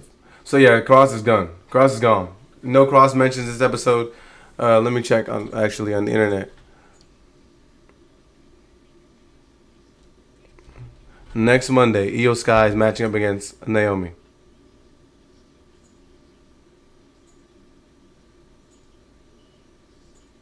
Clap MP3.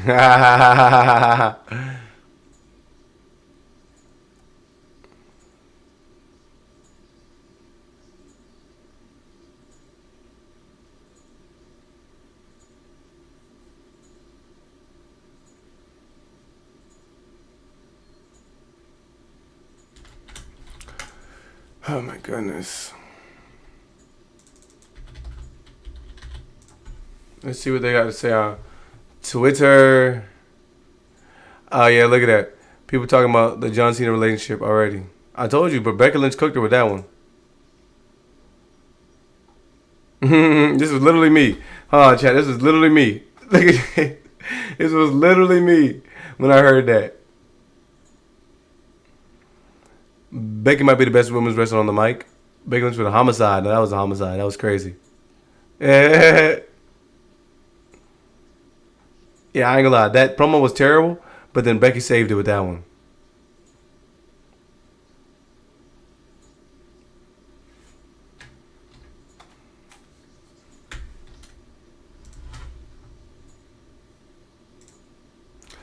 That's what I was talking about, man. Me and my hot husband are the greatest wrestling couple of all time. But at one point, that could have been you and your. Oh, can't see him anymore. Maybe we're all grounded by our condos. You might be right. Might be right. Shout out to Kathy Kelly on that one.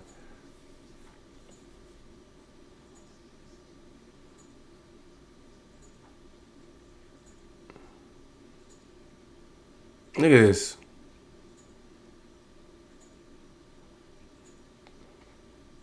We were just posting Stephanie don't care. Y'all think Putt go intervene?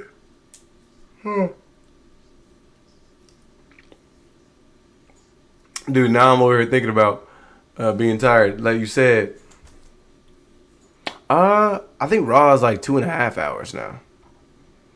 They just be doing random stuff, really. Honestly. Let me check out Naomi's Twitter, bro. I'm telling you, if you don't follow Naomi on social media, bro, she is super entertaining.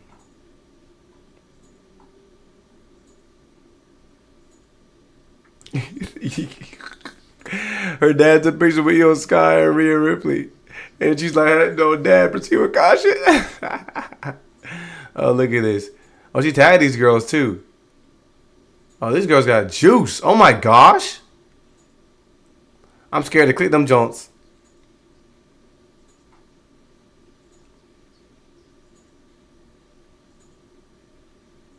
Anyways. That was pretty cool.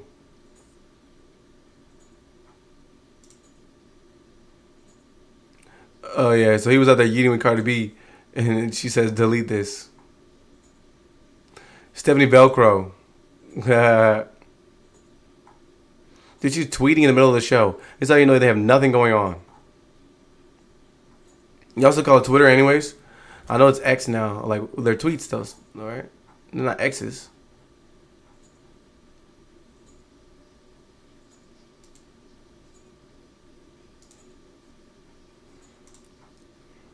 Dude, when somebody was up there talking about some Triple H who was doing a mentorship mixtape, that was hilarious.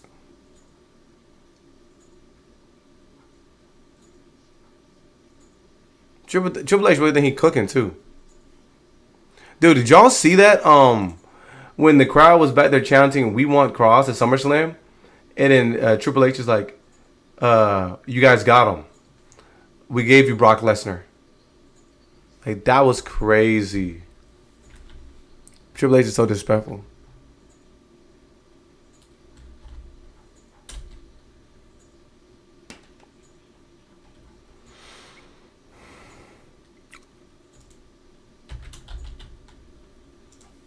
Oh. Why is Natalya trying to?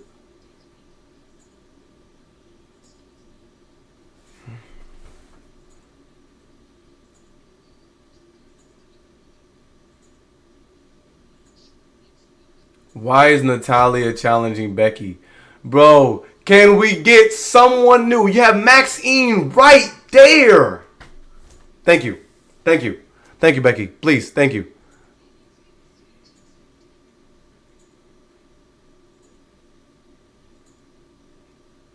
I'll do that. I'll be quiet now.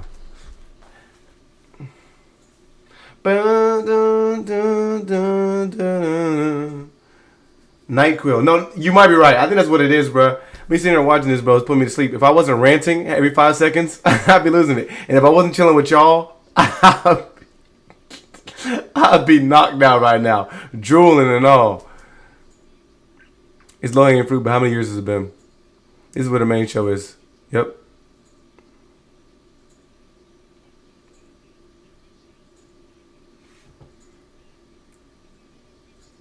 This is really crazy though. This is supposed to be the A show, and this is a show after SummerSlam. This is what we getting, man.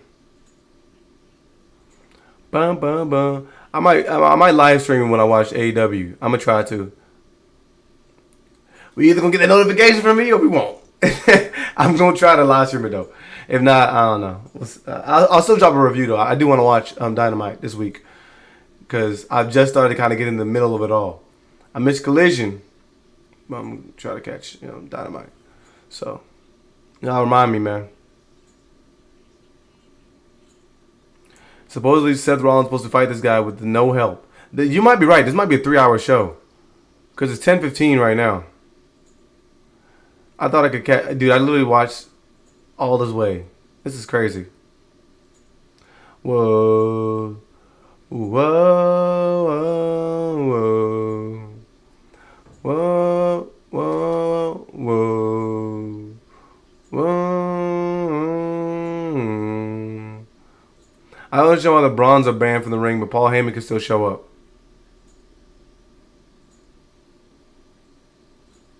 So what is the point of Seth Rollins getting these guys on his side?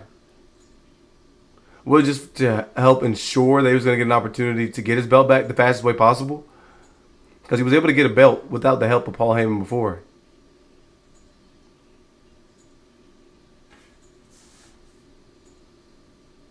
There's no A and B show. Only C shows for see you after my nap. No facts. That's funny.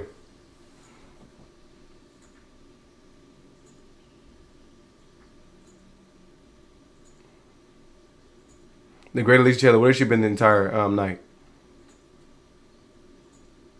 Whatever, man. It's obvious. Nobody cares.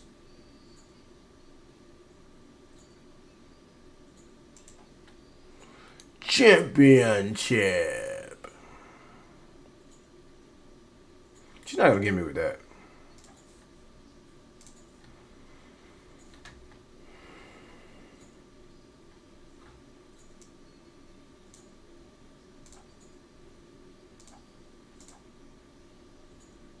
And KROSS didn't delete this. Hold on, y'all. Y'all gotta see this, bro. It's kind of crazy. It's kind of crazy. I don't know. This might get copyrighted. Let's see.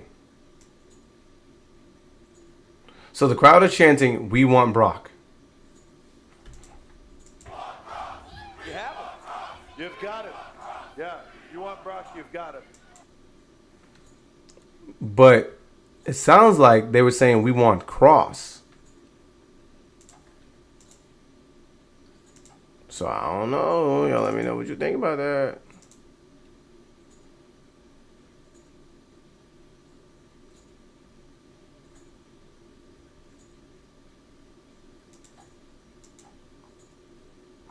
So look at what KROSS said. Unreal. They write the scripts, but the fans write the truth. Thank you, TikTok. Because there was "We Want KROSS" chants when Triple H was there. And he says, "Oh, yeah, we got Brock Lesnar." You know they don't care about the fans. They care about nepotism. If they didn't hear it, let them say it again. Take a flat bump. Learn how to actually wrestle. You get screen time. So, yikes. Intentionally said Brock, knowing that they were saying your name. Disgusting behavior. AEW is a cool company.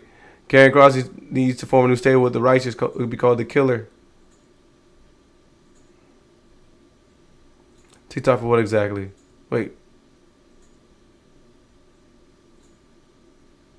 What the freak? I thought that was legitimately him.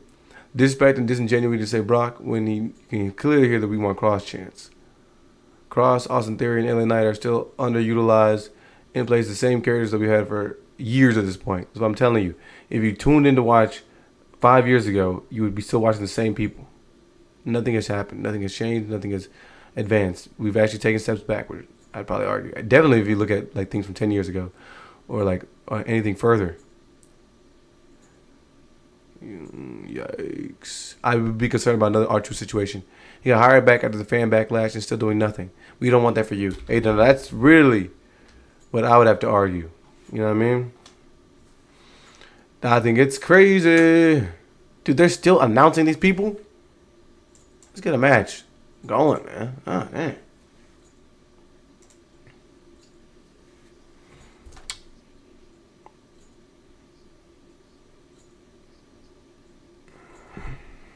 I see what y'all got to say. My fault. I missed what y'all were talking about. And then he spit water at him. No facts. The crowd, man, the crowds is goofs. People in the crowd are legitimately NPCs. Look, all I'm saying is I was a part of the crowd a few weeks ago on SmackDown. We were cheering for LA Knight, yet nobody listened to us. We were cheering for R-Truth. Nobody was listening to us. We were cheering for Carmelo Hayes. I don't think I got to see Carmelo Hayes do anything that night.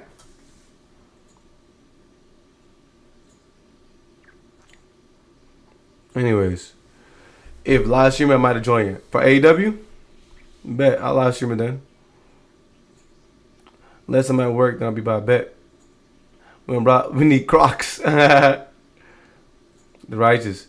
That might be edited. I heard Cross another clip. No, right? It was hard to decipher. Because some parts, it seems like towards the end they were saying we want Brock. But in the beginning, they were saying we want Cross. Hold on. Let me get you right. I'm going to run it back one more time. They might get me. We going to see. Because they might be upset about that.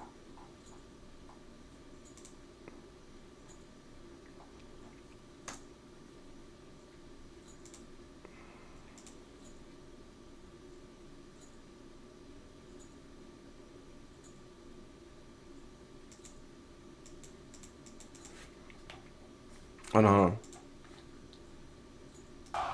You have it. You've got it. Yeah. You want Brock, you've got it. Sounds like they're saying Cross to me. I think in the beginning though they were hitting him with a we want Cross joint. I mean we want Brock in the beginning, but then they started to do the we want Cross, and Triple H just said forget about that. What a freak. This thing keeps replaying in my ear. I'm trying to hear that. Well, all I'm saying is Karrion Kross is upset for a reason. He wouldn't be on Twitter talking about that if it was them talking about anything else. Melo should have stayed in NXT, no facts. I don't understand the purpose of that. There are so many people they pulled up from NXT with zero plans for them. Carmelo was the #1 draft pick, right? And then he gets pulled up to do nothing but just lose. His first night, he goes out there and fights Cody Rhodes. He loses. All right, cool. We let it slide because Cody's a champion. And the newly crowned champion at that. But then after that, he does nothing but lose. Makes no sense. He goes against guys like Randy Orton. And okay, we're like, all right, we'll let it slide. It's Randy Orton. And then he's always facing against bums. And he's still losing. He's getting annihilated by Damian Priest. He's got to lose to Braun Strowman. And then at a certain point, it's like, what are we doing, man? So we're at the point now where he's not even getting on TV. Just stupid. Get him off SmackDown, man.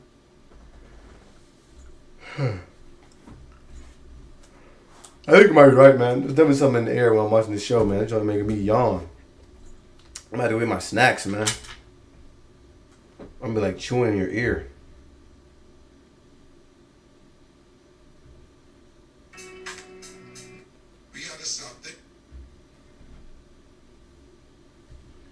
We want Cross.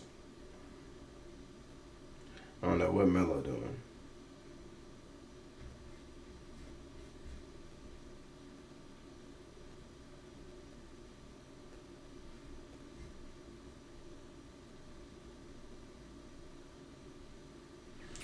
People are predicting that LA Knight is going to win the title. Rollins' injury, I think that's probably true. I think Rollins is actually injured. Because if you pay attention, I think he actually got hurt, and then they kind of like, he was healthy enough to be able to play into the storyline. So I think that's really what happened.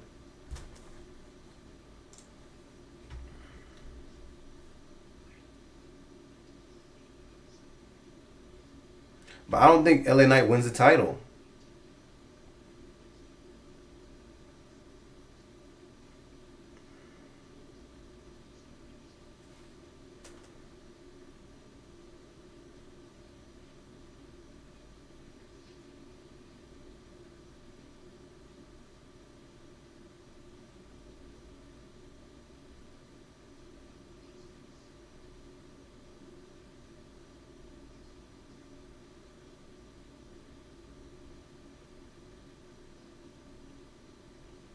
Seth Rollins was smart too. He pulled a Paul Levesque, man.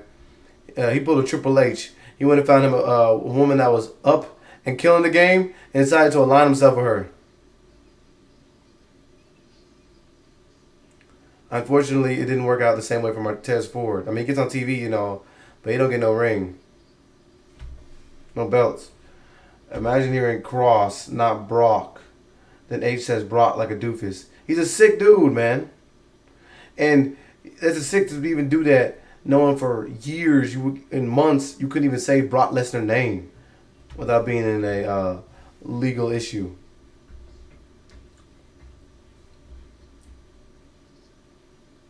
No, facts. LA Knight wouldn't have even gotten on TV, honestly, if I think the internet wasn't talking about it. No, yeah, you're right. The next cuts is going to be rough, bro.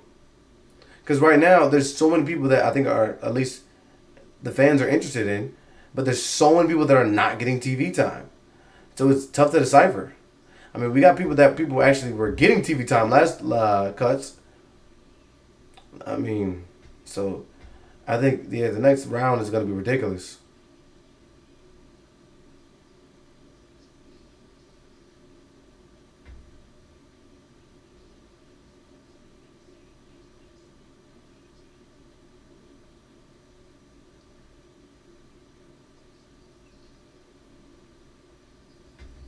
LA Knight hooping. Dude, I would love to watch LA Knight as a like LA Knight with a suit with the briefcase could have been amazingly hilarious and entertaining to watch.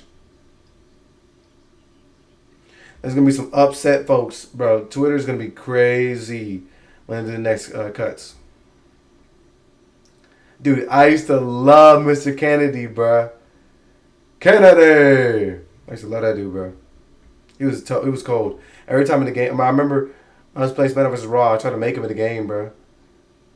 And then I remember when they popped out with him in the game, I was like, yeah, I need to play as Mr. Kennedy, bro.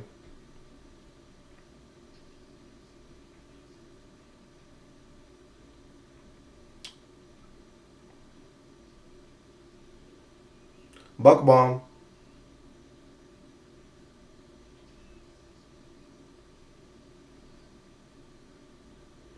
Who?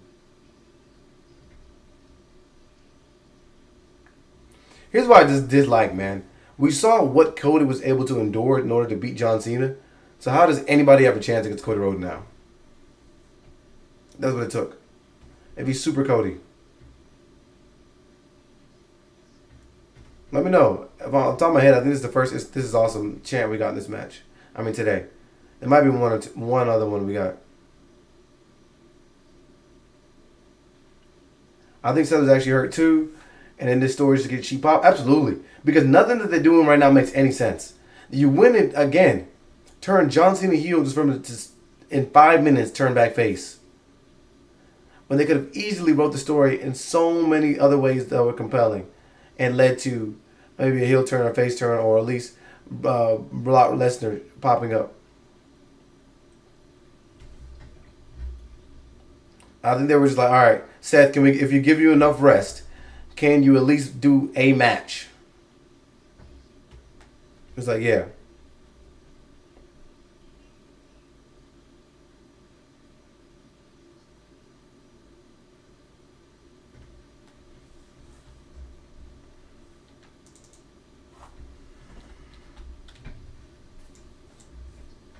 The crowd is electric for this dude, man.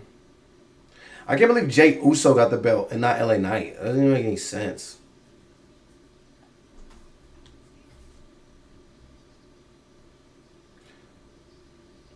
They could have kept the title on Punk and had Seth go after him. But to be honest, Seth should have gone for the other title. I agree. I agree with that.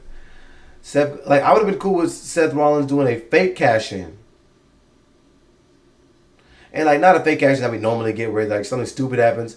We could have fake cash-in, go by the rest of him, and then smiled. And then turn around, and then Gunther puts him in a sleep hole. And then he would have costed CM Punk. And then that would have kept things going in an interesting manner. Or at least he showed up and got CM Punk disqualified.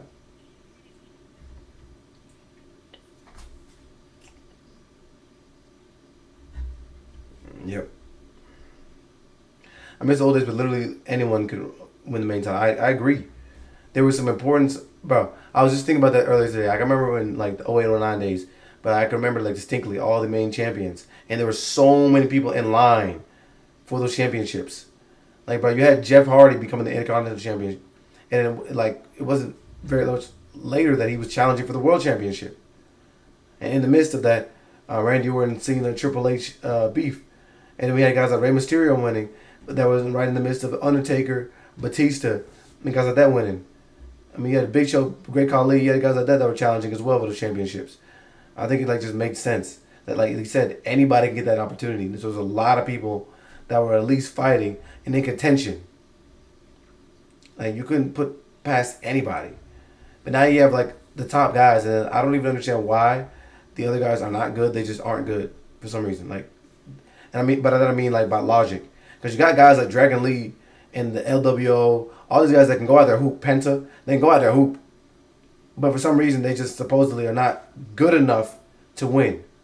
Like, you see these guys taking pins by anybody, but in reality, they are better wrestlers than most people. I don't understand why they couldn't win, you know?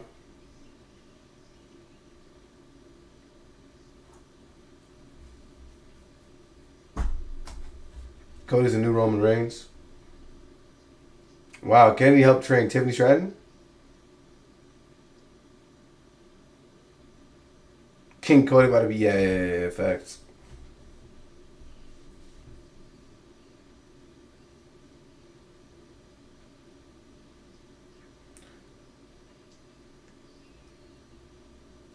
Is anybody get counted out?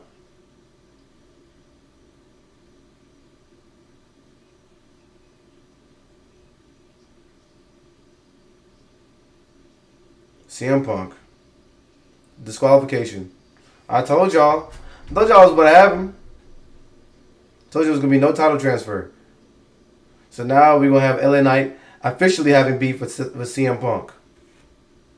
And now the two of them are going to be fighting for title contention. Honestly, why is he fighting Seth Rollins?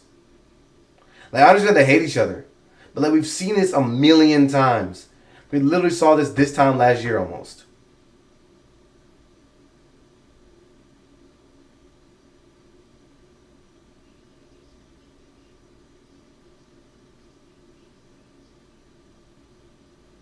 Oh my gosh! I ain't gonna lie, Braun Breaker fast as heck.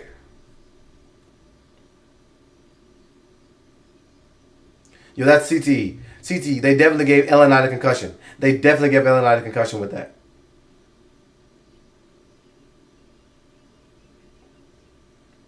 Is that what these guys are used for?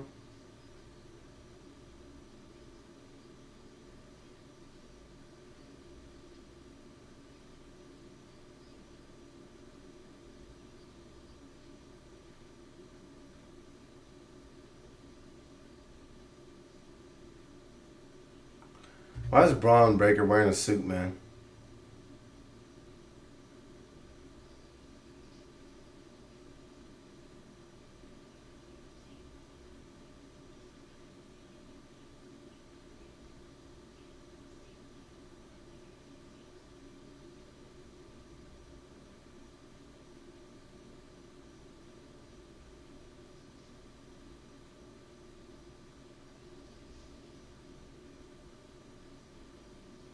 This is the show. They beating up Seth Rollins, LA Knight and CM Punk. Back in the cut chair, no facts. Back in the line, buddy. Stomp to CM Punk. So we've seen this already. We've seen this before WrestleMania. Or right after WrestleMania. This exact scene. Just add LA Knight to it. In lieu of Roman Reigns. And make sure that Triple H is the first name that gets shown up there.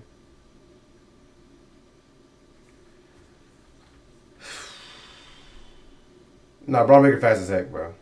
The way he ran down that ramp, that was fast. I didn't even see it.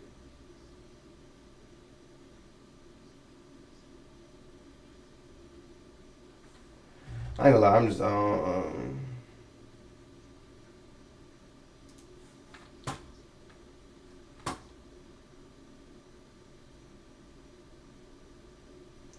don't even know what I got out of this, man. Oh, shoot, Roman Reigns. I don't know, that caught me off guard.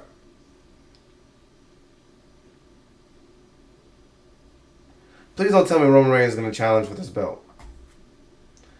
What the F is wrong with Roman Reigns? Why does he never just walk out when his music hits? Why does he have to always walk out on beat?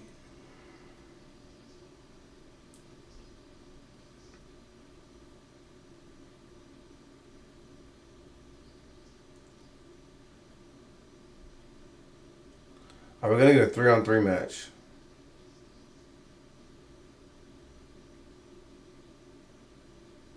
Are we going to get a 3-on-3 match?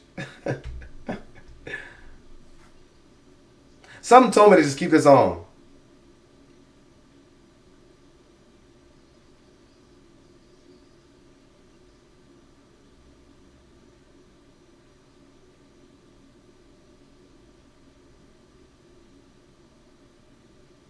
There's no way he just told him to come on into the ring and then ran away.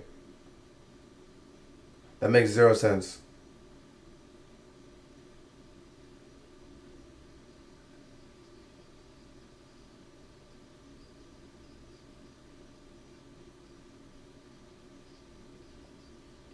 Oh my gosh. Roman Reigns cooking.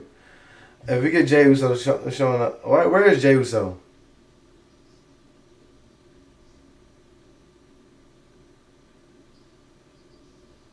That's a good stomp.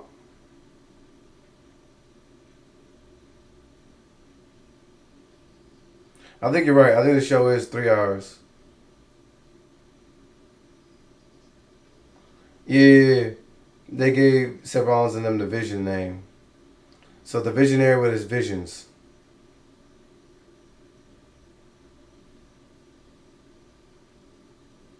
Why is he roaring at Roman Reigns?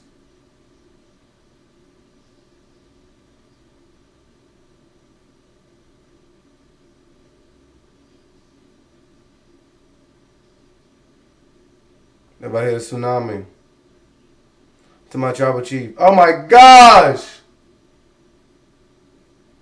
Oh, big boy.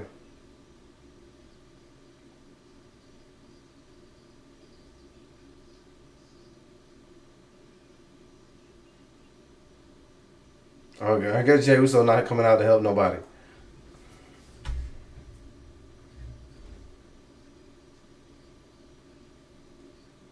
Adam Pearce has no control on anything on his show. Dude. Okay, so they're doing this to take out Roman Reigns. So Roman Reigns will be gone off TV for a long time.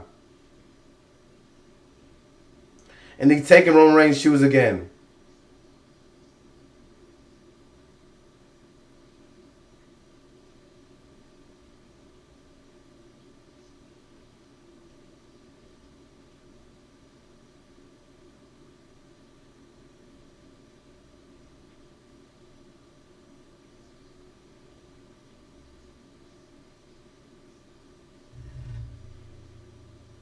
Why does he keep taking Roman Reigns' shoes?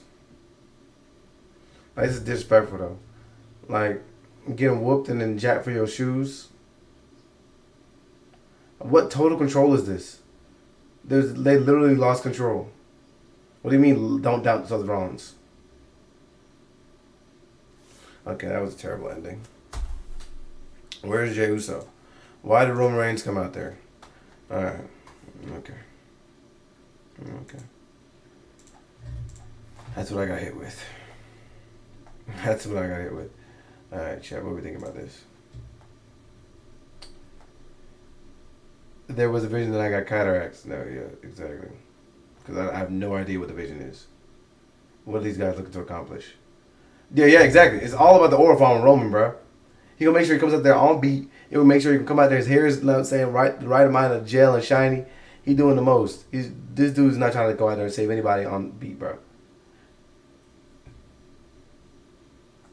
Yeah, literally, Bronson Reed might just be hungry, bro. I don't think he's eating or doing anything at all.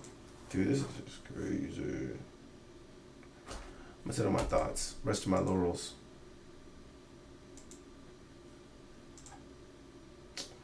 Y'all let me know what y'all thought about this, bro.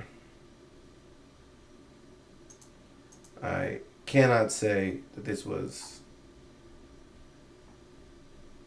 a great episode of Raw. Yeah, literally, I cannot say it was a great episode of Raw. Absolutely cannot. I'm following SummerSlam.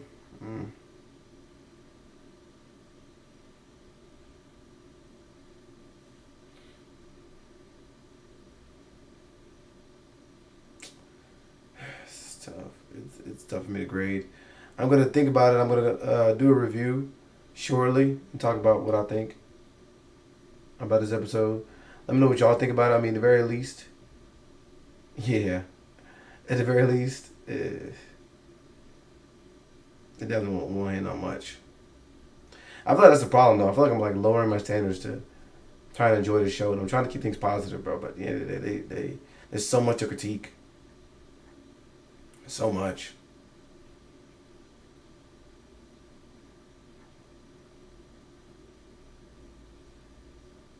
Just bad.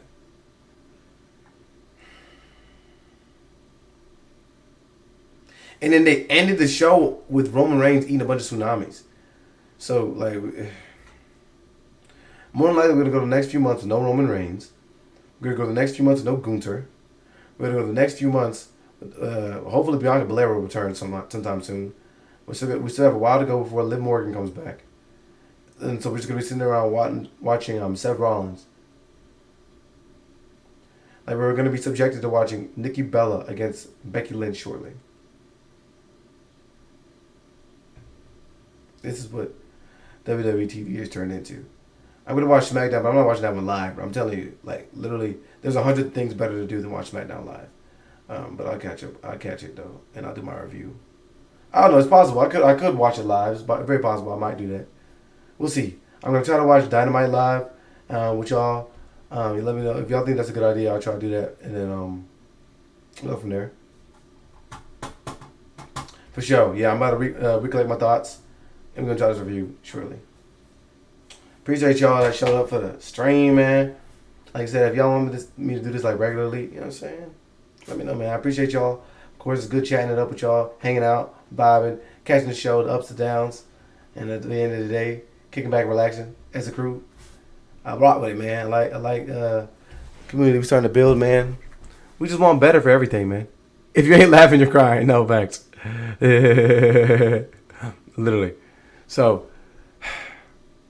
maybe, like I said, my optimism has to be, I can regard this a little bit differently. I'm trying to keep more positive. But yeah, that's a bet then. We're gonna make it happen. Appreciate y'all. Review coming shortly. I'm gonna be watching a lot of matches too. I think I am gonna watch that Dustin match pretty soon. So most stuff coming soon. More movie reviews, TV show reviews, all that good stuff, as well as, of course, more wrestling. Appreciate y'all rocking out with me. Come back with a review shortly. W stream too though.